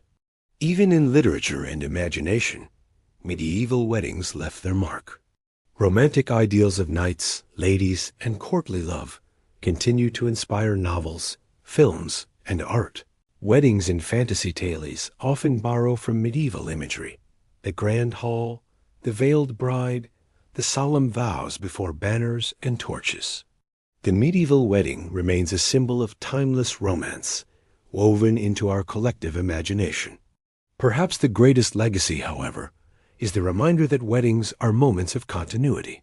In the Middle Ages, a wedding connected past and future, joining families, securing inheritance, and ensuring survival. Today, though the context has changed, weddings still carry that sense of continuity. They link generations, honor traditions, and open a path into the future. In the joy of a wedding, whether in a small village chapel or a modern city hall, we feel the same mixture of solemnity and celebration that medieval people once knew. As you imagine these legacies, picture the soft gleam of a ring placed on a finger, the rustle of a veil lowered over a bride's face, the cheer of guests as rice or petals scatter through the air. Picture families gathering at long tables centuries ago, and families gathering around wedding receptions today, both sharing food, laughter, and blessing. The echoes of medieval weddings linger, not as relics, but as living traditions carried forward into each new celebration. So as you drift with this story, think of the thread that runs from past to present, from medieval halls to modern chapels. The lasting legacies of medieval weddings remind us that though centuries change, the desire to bless, to feast, to witness, and to celebrate love endures. Across time, weddings remain moments where history, tradition, and human hope come together, weaving joy into the tapestry of life. And so we come to the end of our journey through medieval weddings. We have walked with brides in silk and wool, watched grooms stand proudly with sword or cloak, enjoying the music of processions, feasts, and dances. We have listened to vows beneath stone arches, to laughter in barns, to storytellers spinning verses of love and legend. Along the way, we have seen how marriage in the Middle Ages was both practical and sacred, personal and political, joyful and deeply symbolic. From dowries and inheritance to songs and superstitions, every detail carried meaning. Weddings were not simply private moments. They were woven into the fabric of families, villages, and even kingdoms. And though centuries have passed, their echoes linger still, in rings exchanged, in veils worn, in feasts shared, and in the blessings spoken over two people beginning a life together. If you've listened this far, I hope the rhythm of history has helped ease your mind, perhaps even carrying you toward rest. That is the purpose of this channel, History for Sleep, to let the quiet murmur of the past soothe the present moment.